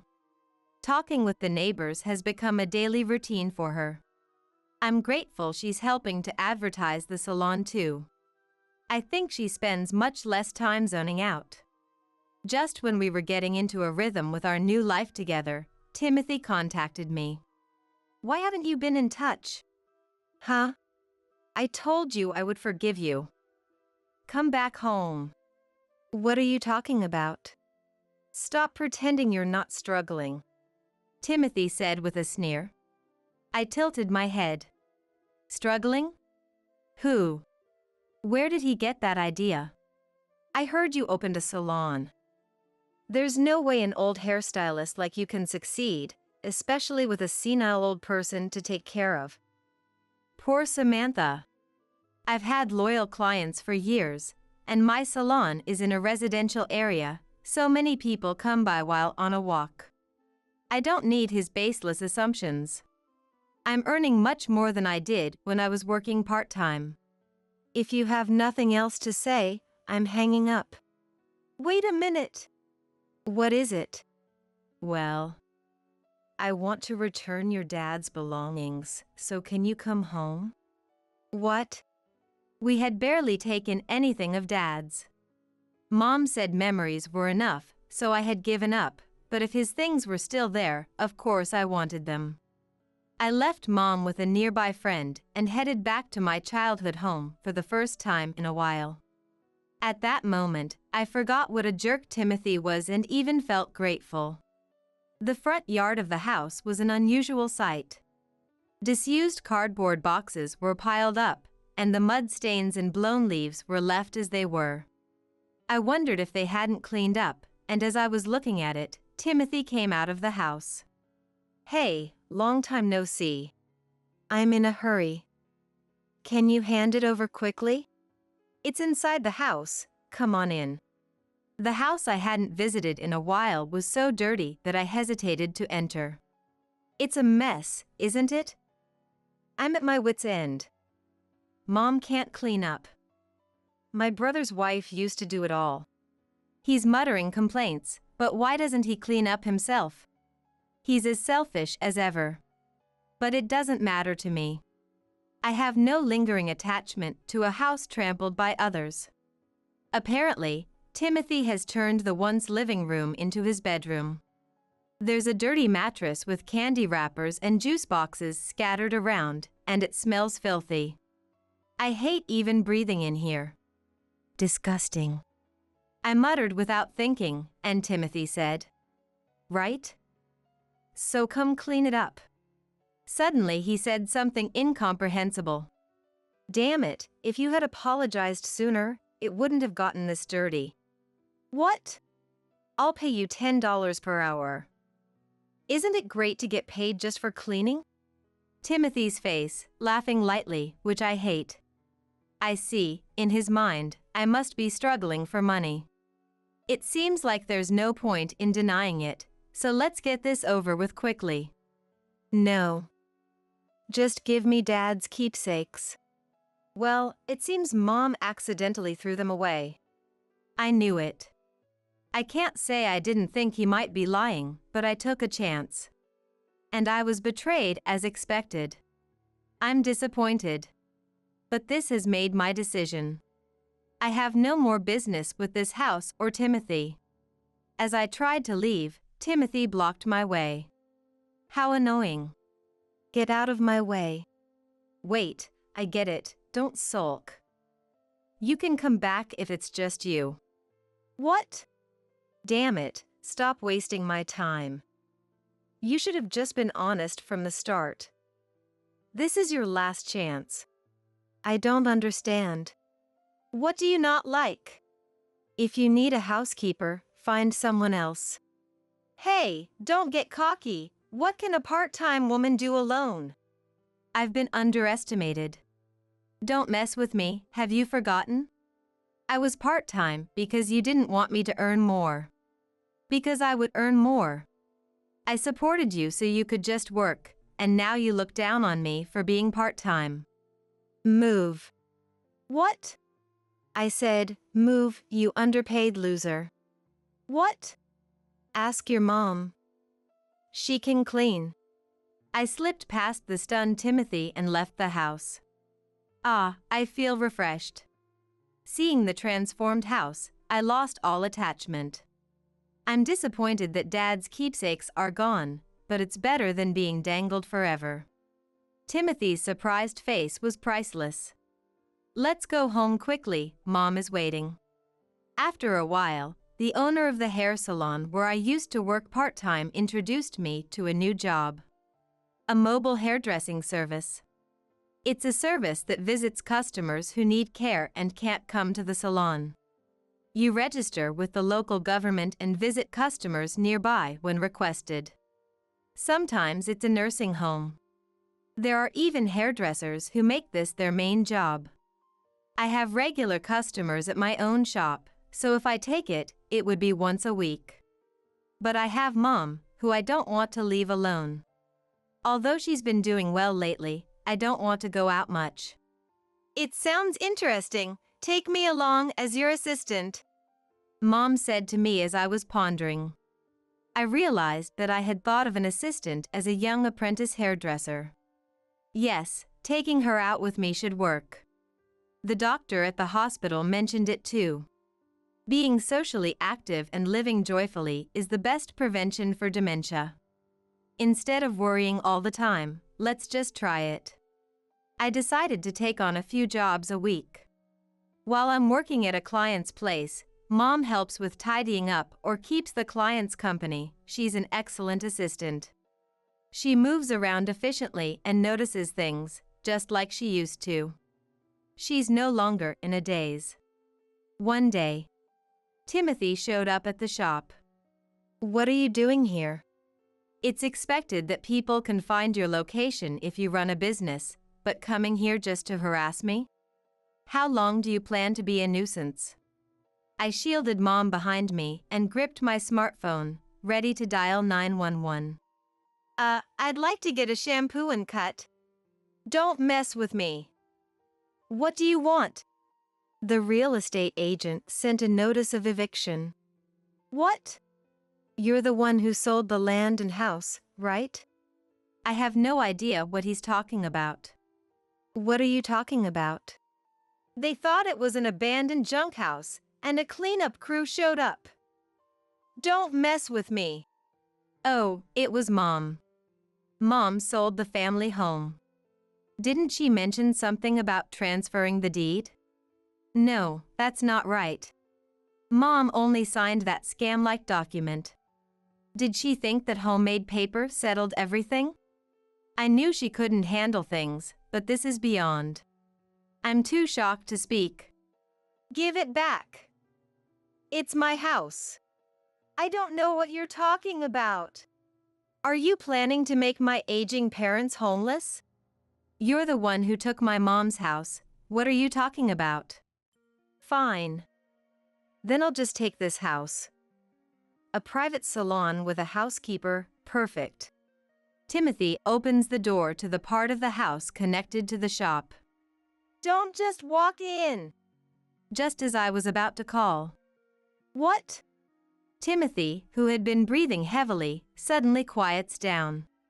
What's this? Pointing at Dad's leather shoes placed by the entrance. You already have a new man? Timothy says with a trembling voice. I had a sudden urge to polish them this morning and took them out of the box. Doesn't he realize they're Dad's?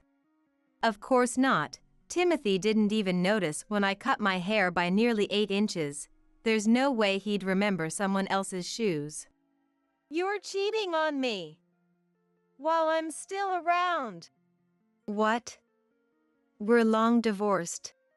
Who is he? I won't forgive him. Timothy's face turns red with anger. Won't forgive? Who do you think you are? I smirked inwardly.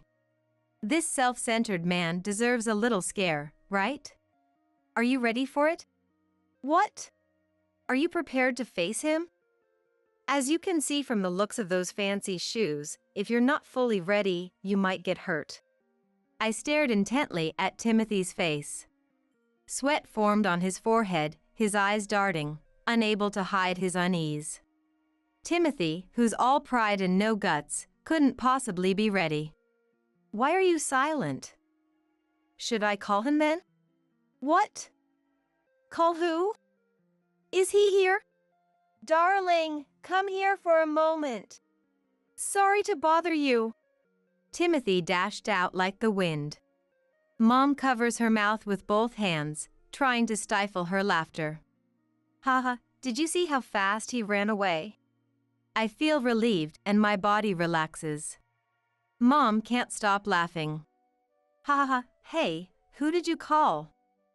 You're quite the actor. I can't help but laugh along. Timothy will never come back here again. Thank you, Dad, for your help. Selling the house was, of course, something Mom had arranged. There's no way I would let him change the ownership. You knew everything? Of course. Just signing a name on that paper doesn't mean anything. I planned to do this from the beginning, but I was keeping it on hold because I thought I might not be able to complete the paperwork when I'm forgetful. Mom says this calmly.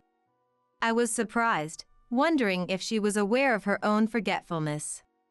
Recently, my mind feels so clear.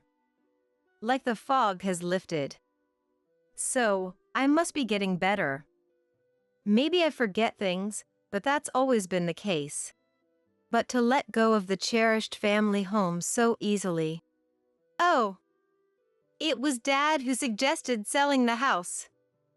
He thought that once you two moved out, we'd sell it and move into a more convenient apartment near the bus terminal. Really? Life doesn't go as planned, does it? Don't you agree? Indeed. Now that I think about it, Mom's dementia symptoms started when she became more housebound. She's always been an active person, so being involved with people, keeping her mind and body engaged, suits her better. We need her to stay healthy for a long time. I need to earn a little pocket money as an assistant. She says things like that, so she should be okay for a while. By the way, Timothy and his in-laws tried to return to their old home but were rejected by his brother and sister-in-law. Dirty Diana, who can't clean and has a nasty personality, and the unkempt and arrogant Timothy are certainly not welcome. Incidentally, that house has already been transferred to Timothy's brother's name, so they can't do anything about it. Timothy and his in-laws started blaming each other, and their relationship has soured. Timothy was told, "It's your fault we have nowhere to live, take responsibility." He ended up taking out a risky loan to buy a second-hand house, which I think is reckless given what I know about his savings and income. They'll have to live frugally to make repayments. Their new place quickly turned into a garbage house. Shortly after moving, they piled trash bags on the road in front of their house, angering the stern neighborhood leader, and their neighbors are disgusted. Please, keep your place clean. Frankly, it's none of my business, but I wish they wouldn't trouble others.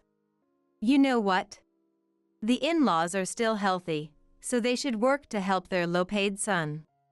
If they don't want to get scolded, they should clean up. It might even help prevent dementia. Hey, I'm back. It must have been tough financially, huh? Sam smiled brightly, clearly in a good mood. He had left the family to live with his mistress, but here he was, returning home after a year. Just as I was preparing a meal with my in-laws for a family dinner, he acted as if nothing had happened, behaving as though his return was perfectly normal. But I ignored him completely. Not just me, my in-laws, Paul and Marie all acted as if Sam wasn't even there. Hey, don't ignore me. I came back after all this time. Sam flustered, raised his voice, trying to demand attention, but I kept ignoring him. All right, shall we eat? I turned to everyone else. completely dismissing Sam, and invited them to begin dinner. How dare you ignore your husband? If that's how you want it, then divorce it is. Sam yelled furiously. Even then, we paid no attention to him, continuing to enjoy our meal together. Maria, how about we go out on the next holiday? Sure, let's take Grandma and Grandpa too. As we chatted, completely excluding Sam, he sat there glaring at us, his expression filled with resentment. I'm Kate, 28 years old. I started working at the city hall after graduating from college. And that's where I met Sam, who's 3 years older than me. Sam was a high-ranking employee at a major corporation, serving as the project planner for a collaborative initiative with the city. The first time I met him, he had an air of competence, and his refined features caught my eye. I fell for him instantly. On top of that, Sam's dedicated and earnest personality stood out. Even when we made unreasonable requests, he handled them without complaint, and I found myself increasingly drawn to him. As the project progressed, we often met for meetings, but as someone with a reserved personality, I couldn't muster the courage to express my feelings and kept them bottled up. Then one day, the project team decided to hold a social gathering.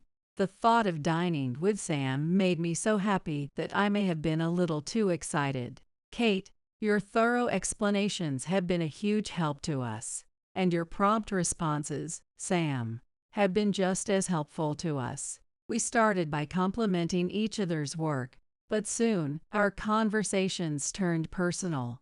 We discovered that we were both single, and neither of us had a significant other. I hope we both find someone special. Yeah, although it's hard to meet people with jobs like ours.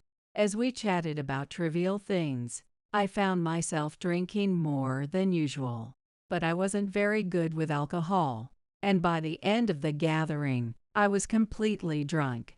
Are you all right? He gently supported me as I wobbled on my feet. I'm sorry, I think I had a bit too much to drink, I admitted, feeling embarrassed. I tried to make my way home on my own, but he insisted on walking me home since we lived in the same direction.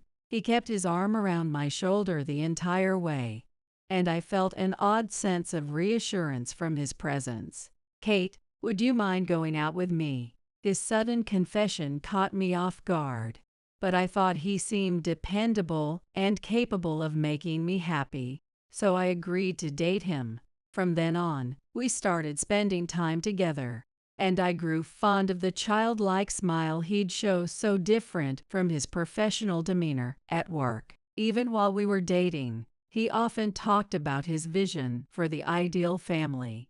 He shared that his father, a strict businessman, had raised him with tough discipline. However, he also credited his father for never letting him experience embarrassment. Sam said he wanted to raise his own children with the same level of discipline. Hearing him talk about these things, I naturally began to imagine a future with him. After dating for about 3 years, one day, Kate, will you marry me? He proposed as we walked home from a movie theater, his face flushed with nervousness. I thought to myself, this man will always protect me, and we'll build a safe and secure home together.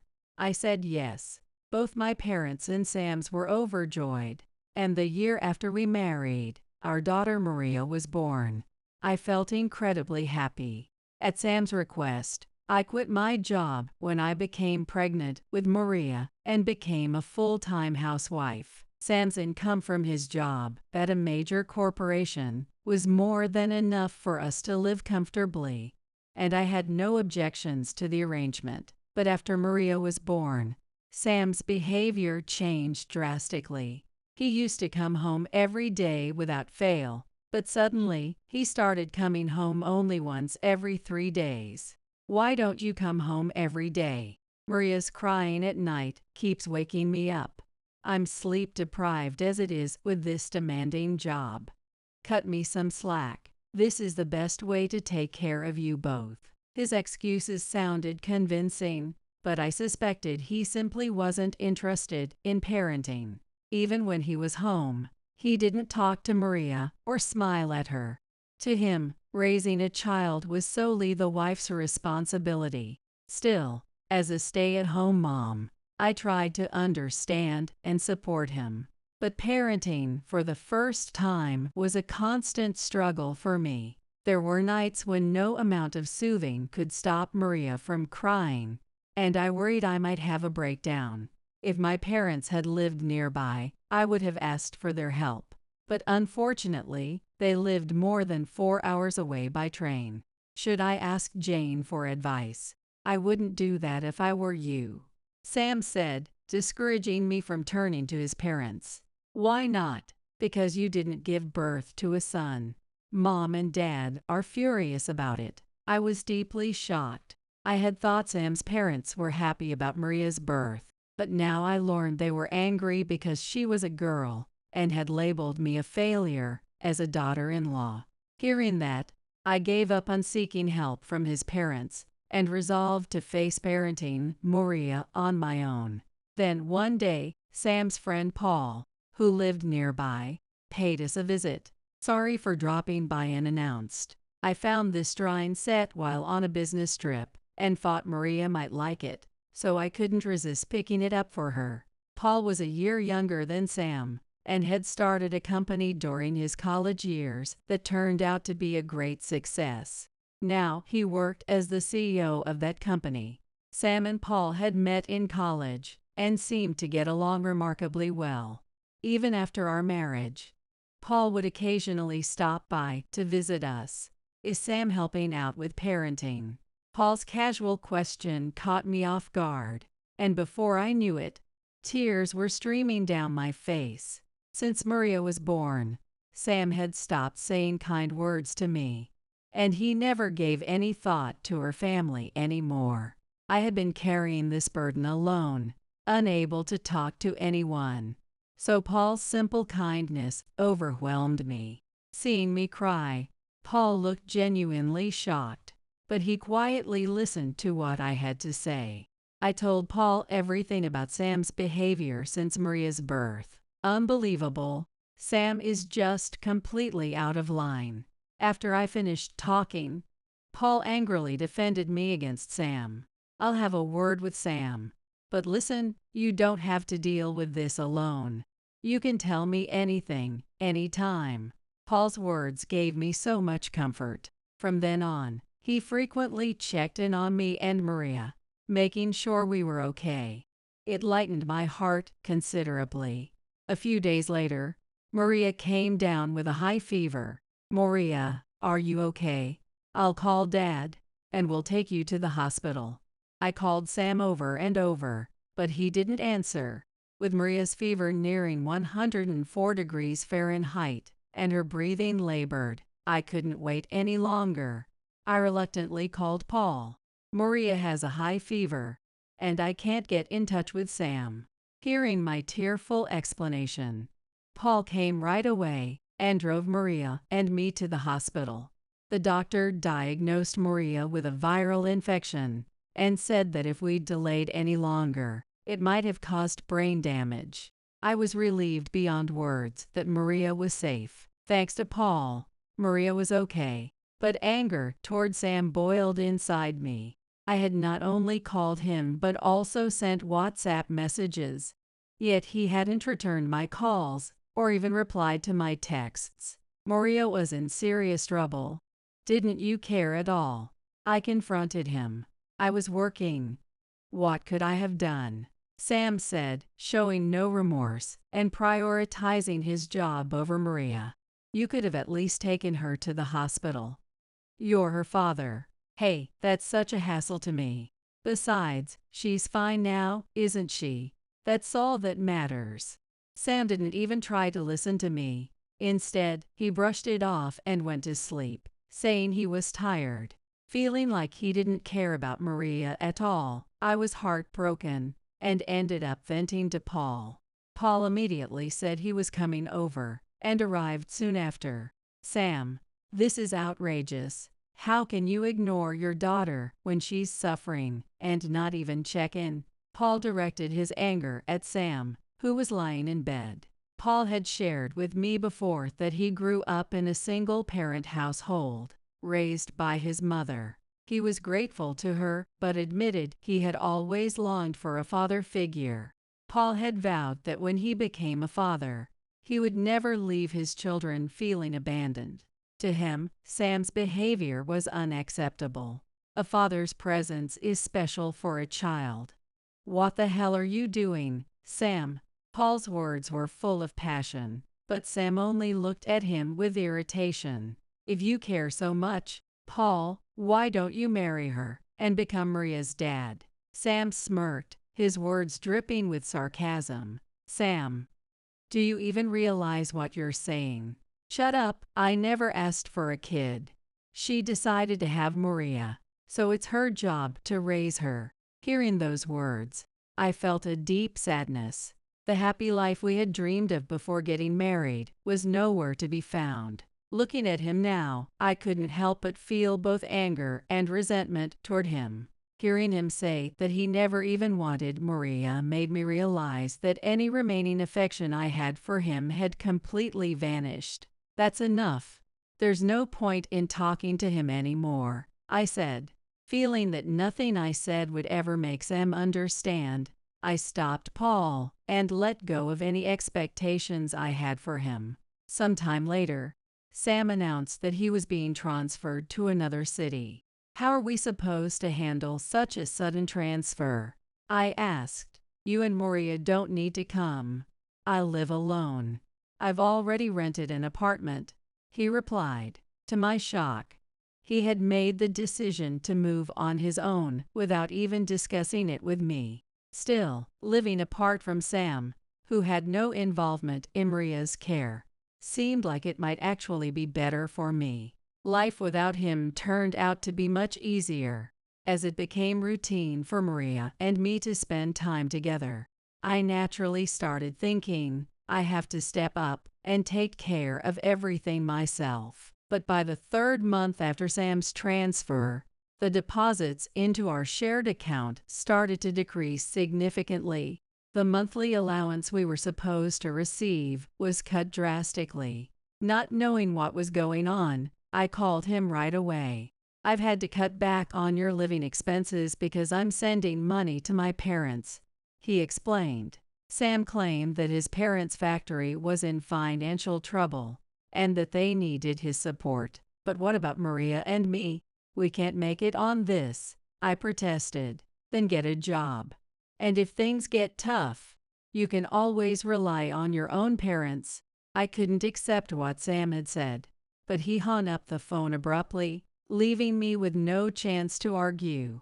Not believing his explanation, I decided to consult Paul that evening. It's true that Sam's dad's factory is struggling. I don't know if he's really sending money to them, but it does seem like he cares about his parents. "Maybe you should try trusting him," Paul suggested.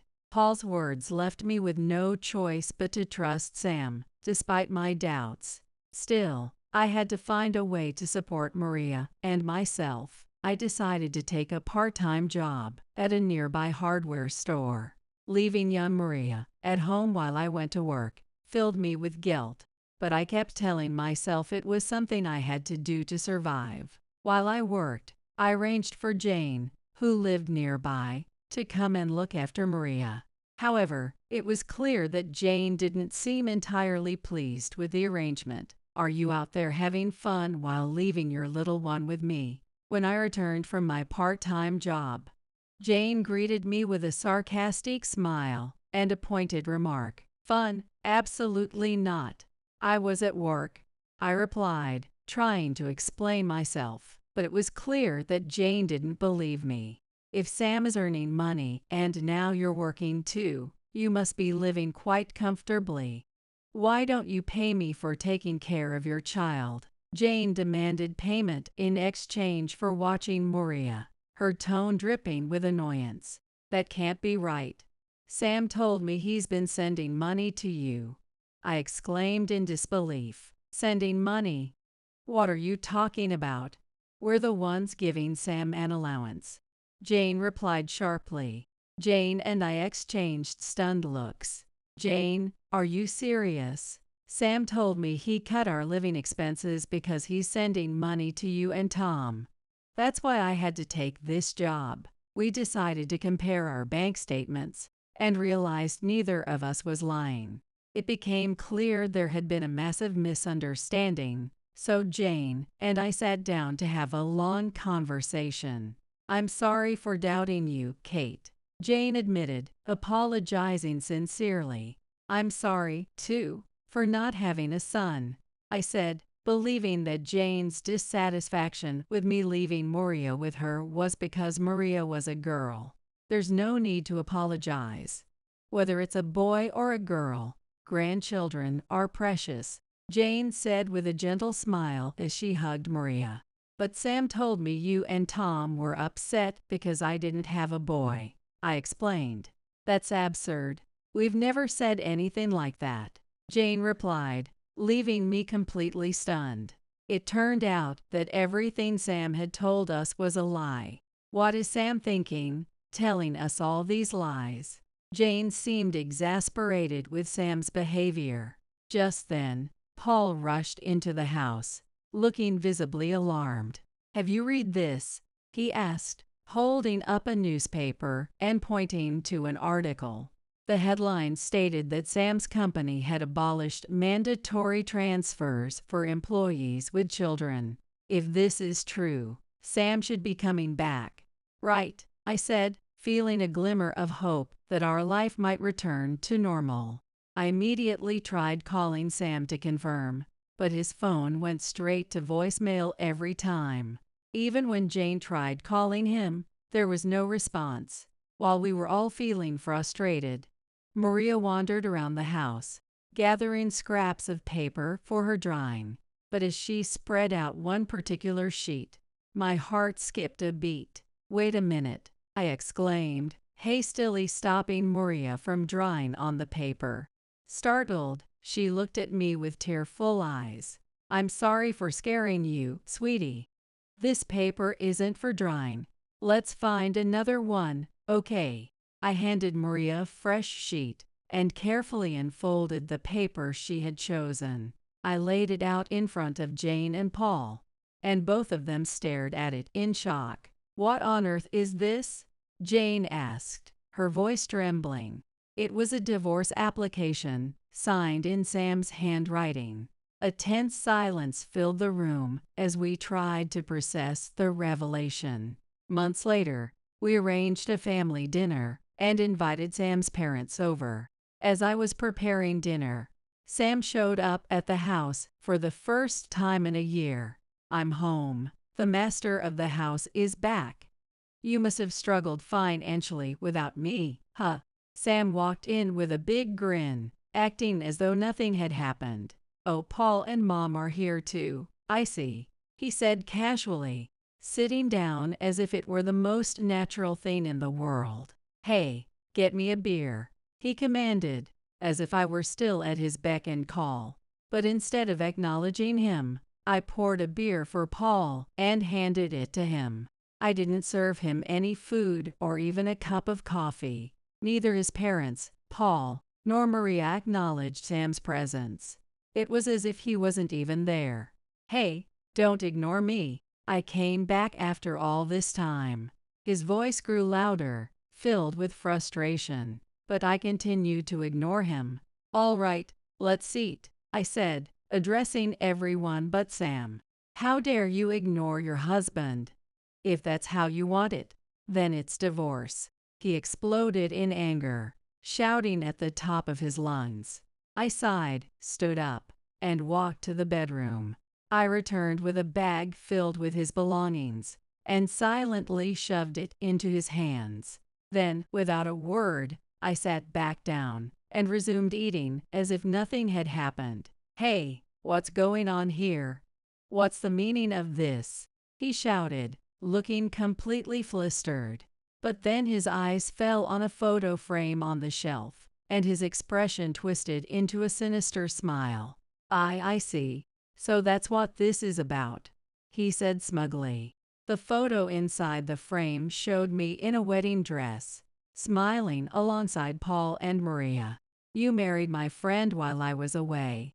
Bigamy is illegal, you know," Sam declared, jumping to conclusions with a triumphant smirk on his face. I stood up again, this time retrieving the divorce papers. Without saying a word, I pressed them against his forehead and let them stick there. Sam's confidence faltered as he read the paper, his hands trembling slightly, but he quickly tried to regain his composure. "I never agreed to this divorce," he shouted defiantly.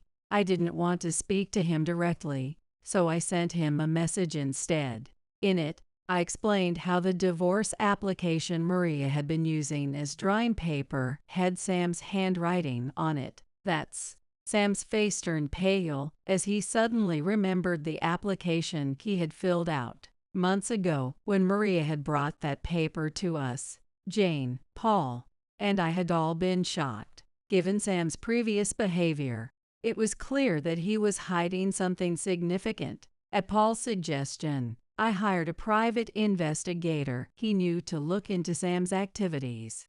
It didn't take long to discover that Sam was living with his mistress at his apartment in the city where he had been transferred.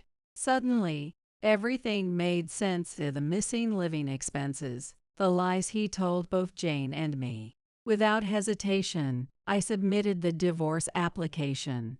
"But I came back, didn't I? That means I'm not serious about divorce," Sam said smugly, as if his return absolved him of everything. "You only came back because your mistress dumped you," I replied, unable to hold back a laugh. "What are you talking about? I left my mistress because I wanted to come back to my family," Sam said, his excuse as pathetic as ever. But I already knew the truth. During the investigation into Sam, I discovered that his mistress was seeing another man in addition to him. She was clearly more interested in the other man, while Sam was nothing more than a source of money to her. The other man, however, had no idea that the mistress was living with Sam. So I contacted her directly and gave her an ultimatum. If she didn't end things with Sam, I would tell her boyfriend everything. Fearing the loss of her relationship with the man she truly cared about, the mistress quickly broke things off with Sam. As it turned out, all the money Sam had withheld from our household and the allowance he received from his parents had been spent on her. "That's why, Sam, I know all your lies," I declared. Sam's face twisted in frustration, clearly realizing he had no more excuses. "Do you think you can get away with doing something so selfish?" he shouted. "Selfish? The only selfish one here is you," I said firmly. What was he even trying to accomplish? Sam, desperate to defend himself, began insulting me, claiming that being cheated on was somehow my fault. "This is humiliating. You're my son, but I'm utterly ashamed of you," Tom said, looking at Sam with visible disappointment. "Take responsibility for your actions. And you'd better start looking for a new job," Jane added coldly, though her words still carried a trace of motherly concern. "A new job? What are you talking about?" Sam asked, panic creeping into his voice. "Sam, you're being fired," Jane replied bluntly. On the same day I confronted Sam's mistress, I also made a call to his company. I lodged a formal complaint, threatening to expose them for transferring a father with young children, a clear violation of their own family-friendly policies. The company, completely unaware of Sam's deception, had believed his story that the entire family had relocated with him. They were deeply apologetic and assured me that they had been misled by Sam's claims. To resolve the matter quietly, I struck a deal with them. I would not take the issue public if they agreed to terminate Sam's employment, eager to protect their reputation and enhance their public image. The company quickly accepted my terms. No, I'm getting fired. Sam's face turned pale as the weight of everything came crashing down on him. In his desperation, he turned to Maria and tried to play the victim. Maria, you're a sweet girl. You wouldn't let them throw me out, would you? Sam seemed to think Maria would side with him, either out of affection or because he had no other options left. Who are you? Maria asked, her small voice cutting through the tension. She backed away from him slightly, her face showing fear. Maria didn't even recognize him as her father. He had barely been home since her birth. Her reaction was entirely natural. Dad, this man is scary, Maria said, clinging to Paul, whom she had always called Dad. What? While I was away? All of you plotted against me. Sam spat, spewing insults as he struggled to maintain any semblance of control. Neither Paul, Maria, nor I acknowledged his words. Instead, we calmly resumed our dinner. Maria, how about we go out together on the next holiday? I asked, ignoring Sam completely. Yeah, let's invite Grandma and Grandpa too. Sam coldly stared at us as we continued to talk, ignoring him entirely. Can Tom and I join as well? Jane asked. Of course, it'll be more fun with everyone, Maria exclaimed happily. They also ignored Sam and enjoyed chatting with Maria instead. Paul had helped Tom and Jane find a new home and jobs suited to their age after Tom's factory was shut down, cutting off their income. Thanks to you and Paul, we've been saved. Kate, I'm so sorry for all the pain we caused you, Jane said, apologizing sincerely. Both Jane and Tom apologized multiple times, and I decided that while I would cut ties with Sam, I would maintain a relationship with his parents. You'll all regret this. Sam, with a frustrated expression, stole a bite of my steak and stormed out of the house. I felt no sympathy for him. He had done nothing but lie to everyone and act selfishly, neglecting his responsibilities as a husband and failing so completely as a father that his own daughter didn't even recognize him. For me, there was no reason to stop him from leaving. Taking responsibility for my own happiness, I decided to enjoy the meal with my family. A few days later, Paul, Maria, and I went on a honeymoon. Paul managed to arrange a week off work, and we embarked on a wonderful trip together. However, when we returned home in high spirits, we found the house completely ransacked. Who could have done this? I exclaimed in shock. Paul gently embraced me, reassuring me and Maria as we tried to process what had happened. The police arrived and began their investigation. They found Sam's fingerprints on a drawer in the newly purchased chest we had gotten after Paul and I remarried. He was promptly issued a warrant for breaking and entering and theft. With nowhere else to go, Sam tried to seek refuge at his former in-laws' home, only to find it sold after Tom and Jane had moved. A new family now lived there. Sam, undeterred, took up residence in the backyard shed without the current homeowner's permission. For a while, he survived by stealing vegetables from their garden, but he was eventually caught by the children of the house, who hit him in the face with a soccer ball. The ball struck him hard enough to knock him unconscious, giving the police enough time to arrive and arrest him. Meanwhile, I have been building a happy life with Paul and Maria. Tom and Jane regularly visit us and bring vegetables from their own garden, and our relationship remains close. Paul treats Maria like his own daughter, and she adores him, often joining him on camping trips. As for Sam, while he was initially granted probation after his conviction, he couldn't find work or housing.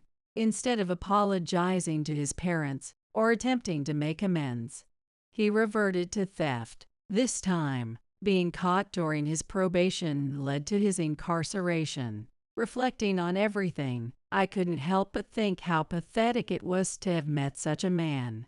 But as I sat with my loving family, I vowed to cherish the happiness I now had and move forward with my life. If you can't listen to your husband, it's divorce, understand? I sighed quietly, making sure my husband didn't notice. I used to adore him, but now, in just a few weeks, I've come to despise him. My name is Birch. I'm a 42-year-old housewife and web designer. I used to work for a company, but I went independent 2 years ago. It's only recently that my business has started to take off. I met my husband, Anvil, through work. He specifically requested my design services, saying he was impressed with my work. We have been married for 5 years. We married late, so my in-laws don't pressure us about having children. I was already of advanced maternal age when we married, so I got checked, and there were no issues. I asked my husband to get tested too, but he refused, so I don't know about him. But his words, "I just need you," were enough, and we left it to nature. Kind in-laws and brother-in-law, and my husband. Our relationship with his family was good, I thought. After marriage, my husband started working late on weekdays. Yet, his salary didn't change. I suspected infidelity at one point. But his attitude towards me didn't change, and there was nothing suspicious on his phone, so I thought maybe he found a place to relax without telling me. 2 years ago, when I started working remotely, Anvil's attitude began to change. Household chores, which were split 50-50, now fell 90% on me. He even started belittling my job. Worse, he said I'm no different from a housewife. The last straw was our weekly visits to his parents' house. Originally, we used to stay overnight at my in-laws' house once a month. That was at Anvil's earnest request, and I didn't mind it at all. But as soon as I started working remotely, what was once a monthly visit became every 2 weeks, and now, every weekend this month. Hey, can we just relax at home next weekend for a change? What are you talking about? You have it easy as a housewife, so you should properly attend to my parents' house. What are you talking about? I work too. I want to relax a bit on my days off. My words turned his face red with anger. Once it gets to this point, conversation is impossible. I sighed quietly to myself. My attitude seemed to displease him, and his nagging didn't stop. What an unfeeling wife you are. The worst. I was thinking about something else until my husband finally fell silent, satisfied. It was 2 years ago that his abnormal attachment to his parents became apparent. It happened when his brother remarried and brought his new wife home. We had already been visiting every 2 months, but the frequency clearly increased. For these visits, my husband would lounge in the living room, and I would be swamped with housework and chores. Still, seeing my husband in a good mood, I told myself that being filial was important. My husband would beam with genuine happiness when my in-laws expressed their gratitude to me, so I knew he craved approval. Despite this, I continued to love him unchanged. Though he rarely showed it, the occasional words of gratitude made me believe he valued me as much as his parents. But a phone call from home made me realize I was wrong. Abby, he failed a medical test recently, and they found cancer. I gasped at the news that Dad had been diagnosed with cancer. He had blood in his stool during a workplace health check and was advised to get a re-examination. The re-examination indicated a high likelihood of a malignant tumor in his liver. I shivered at the thought of the worst-case scenario. Dad, who had never even caught a cold, was the epitome of health. Now, hearing about his sudden illness, he seemed shocked and downcast. I'm going to go back home for a bit. I'm worried about Mom. After hanging up with Mom, I suddenly remembered that we were supposed to visit my in-laws the next day. It's an emergency, so surely my husband would understand. But his response to my explanation was unexpected. What about Mom's ride tomorrow? Sorry, but can't you do it? Huh? You made that promise, right? Are you breaking it? You know I'm busy helping Dad. My father-in-law's help usually involves weeding or cleaning the storage. Missing his mother's ride should not be a problem. Yet my husband insisted that I go for the visit to do these tasks. There wasn't a hint of concern for my dad in his reply. I'm not talking about forever, just tomorrow, please. I almost shouted in anger at my husband, but I held it back and pleaded awkwardly. Right now, getting to Dad as quickly as possible was what mattered. No way. Lately, my parents haven't been happy about our visits. It must be because of you. I won't stand for it if my reputation suffers. In recent months, my in-laws had started showing complex emotions when we visited. It was because they couldn't meet their grandchild, born to my brother-in-law and his wife. My sister-in-law, younger than my brother-in-law, seems to have a good relationship with my in-laws. But she's not fond of my husband, so when we visit, they stay away from their parents' house. Because they live in an area that requires a car, she can only visit on weekends when my brother-in-law is present. I heard that she does try to invite the in-laws to her house, but they're frustrated about not seeing their grandchild as they wish. It's because when we visit, my sister-in-law finds it hard to come, so they miss their grandchild. Huh? All this fuss just because they can't see a baby that's only 6 months old? A crying, tiny thing compared to me, who's more useful? I was stunned by my husband's words, competing with a 6-month-old nephew. An adult, married son and a grandchild not even a year old. It's clear as day which one would be more cherished. Every visit, he just lies around in the living room, eats 3 meals a day, increases the laundry, and does a little bit of help. There's no way they would find him more adorable than their grandchild. Sensing my thoughts from my expression, my husband got up huffily and headed towards the bookshelf. Then he took out a piece of paper from his bag and laid it on the table. It was a divorce application. Anyway, we're going as planned tomorrow. If you can't listen to your husband, it's divorce, you know. He confidently presented the paper, which already had his signature and stamp on it. Wait, are you serious? This is a terrible joke. I didn't want to use this, but you've been too cheeky lately for just a housewife. Complaining about wanting breaks and all. I felt dizzy with his selfish reasoning. After all, it was he who wanted to visit his parents, and I just went along. Is it so wrong for me to want a break sometimes, after doing housework and working on weekdays, then more housework at your parents' place on weekends? Normally, a wife should suggest visiting her in-laws.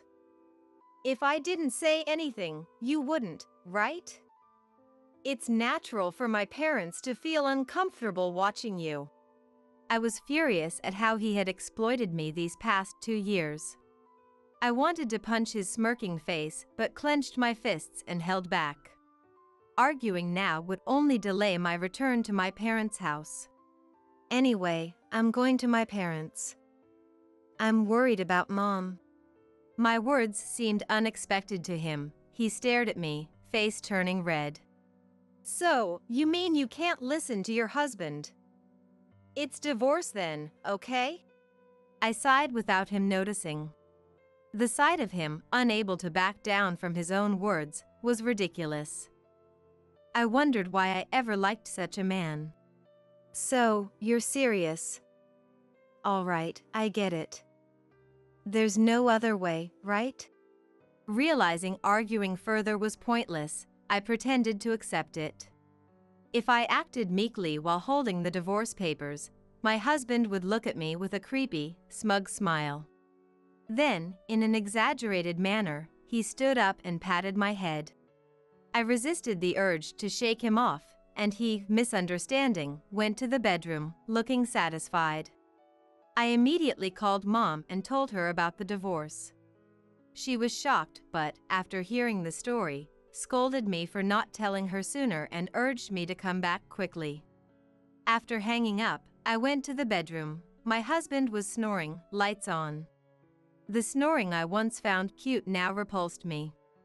The man I loved so much, now just a subject of my loathing. I wondered if I was heartless, but then realized that such a thoughtless marriage was unnecessary. The next morning, I quietly left the house with my packed luggage and the divorce application.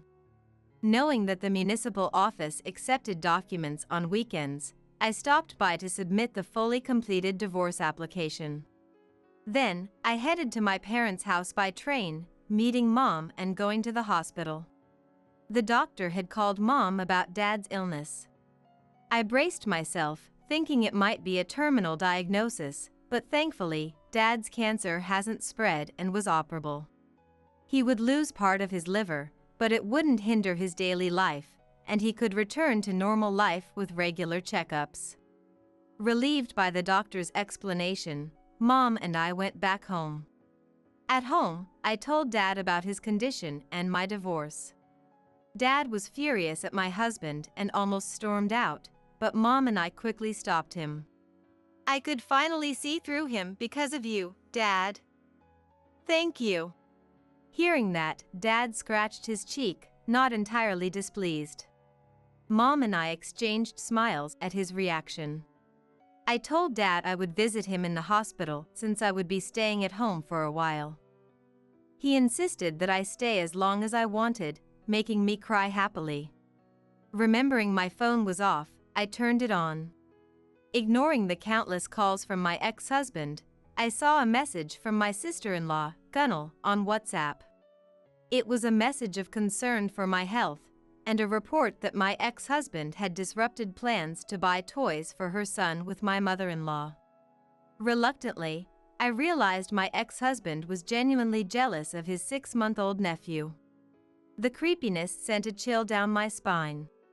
From the ex-sister-in-law's message, it seems I was reported to have stopped visiting due to ill health.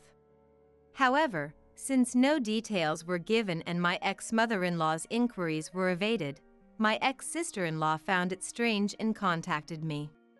However, I wouldn't be bothered if things were left as they are, but I owed it to my ex-in-laws, who had been kind to me, to at least say goodbye in person. So, I decided to visit their house.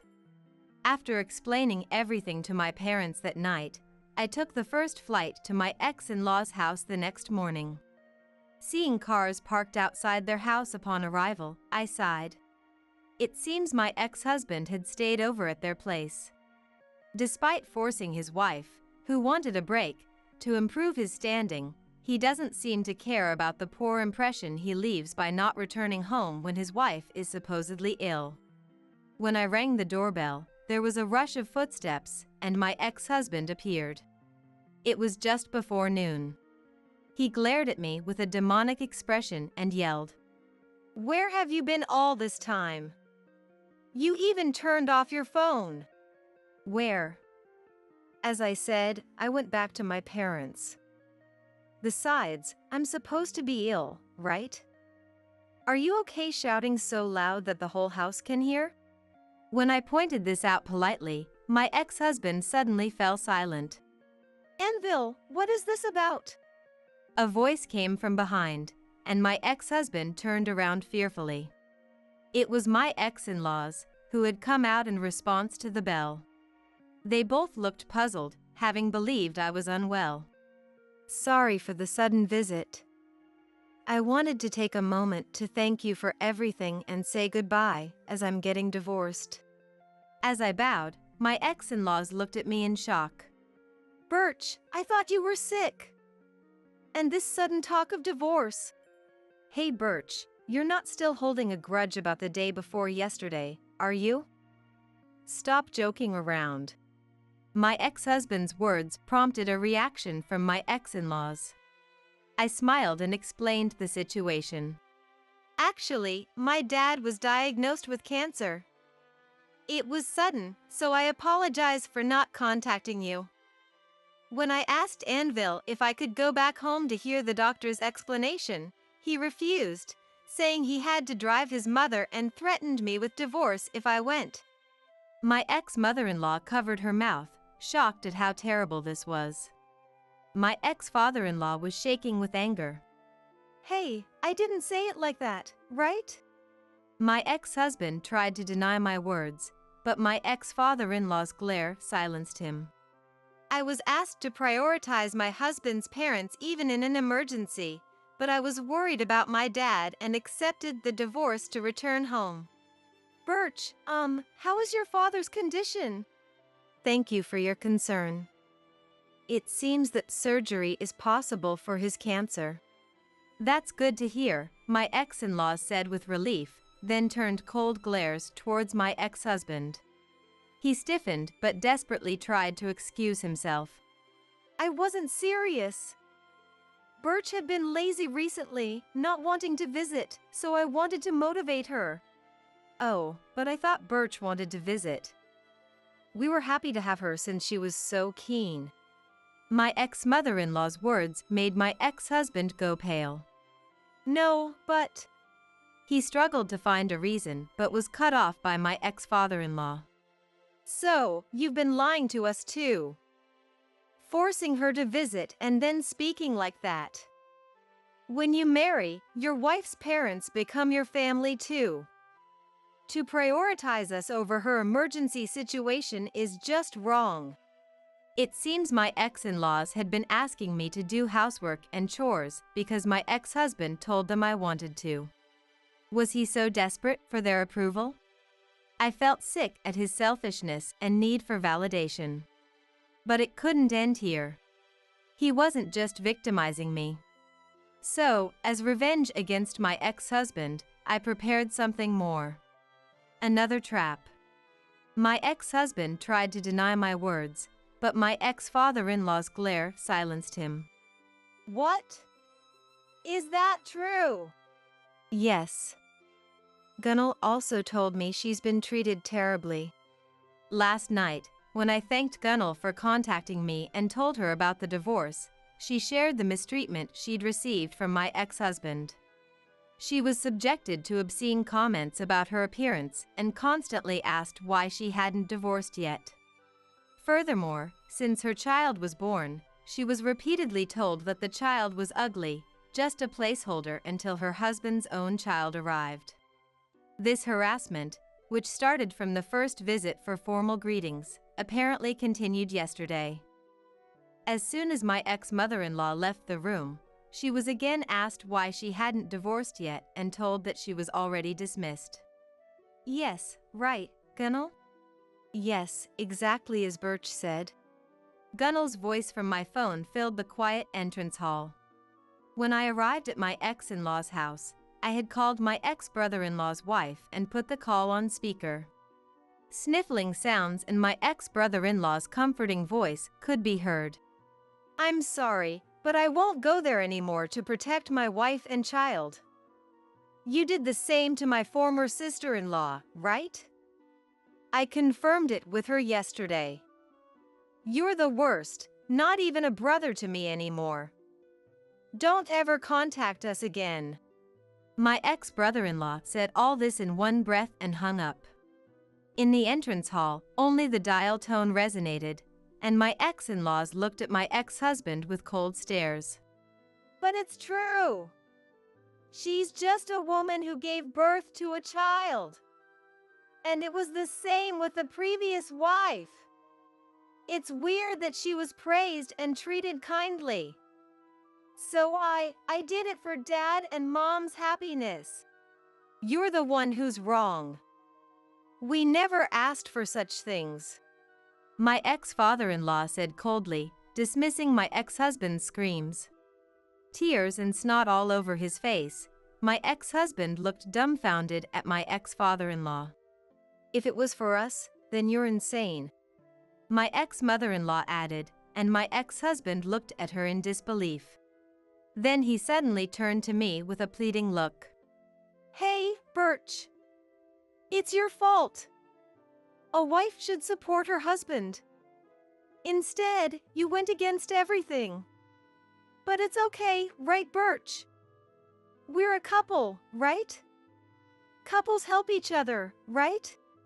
As my ex-husband grabbed my waist and spoke all at once, I smiled at him.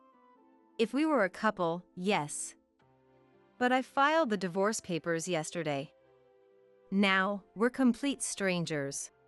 My ex-husband froze for a few seconds, then turned pale as he realized the situation. I let go of his limp hands, said goodbye to my ex-in-laws without a glance at my ex-husband, and left. Later, I heard my ex-in-laws kicked him out and cut ties with him. Both the in-laws and my ex-brother-in-law's family moved away, and my ex-husband ended up completely alone. Apparently, he then targeted a female colleague, becoming a stalker, and recently it turned into a police matter. It turned out he had been stalking her even while married to me. His late returns home were because he was following that woman. After being sued for stalking, he was fired from his job. Unable to pay his apartment rent, he moved to a shabby place. The reason I know all this is Gunnel, my ex-sister-in-law. She regularly receives updates from acquaintances and eagerly shares them with me. Feeling guilty for not noticing her suffering, I apologized, but she just laughed, saying the fault was my ex-husband's. We have become close, occasionally having lunch together. She's expecting her second child, and I'm excited about what to get for the celebration. By the way, Dad's surgery was successful, and he returned home more energetic than ever. I moved back with my parents and continued my work, enjoying a happy life with them. Sharing housework with Mom allowed me to focus more on work, and my income increased. So, as a recovery celebration, I gifted a trip to my parents. I'm cleverly joining in as well. Hey, time to go. Coming. I picked a souvenir for my ex-sister-in-law and headed to join my parents. For a while, I want to live peacefully, doing my filial duties.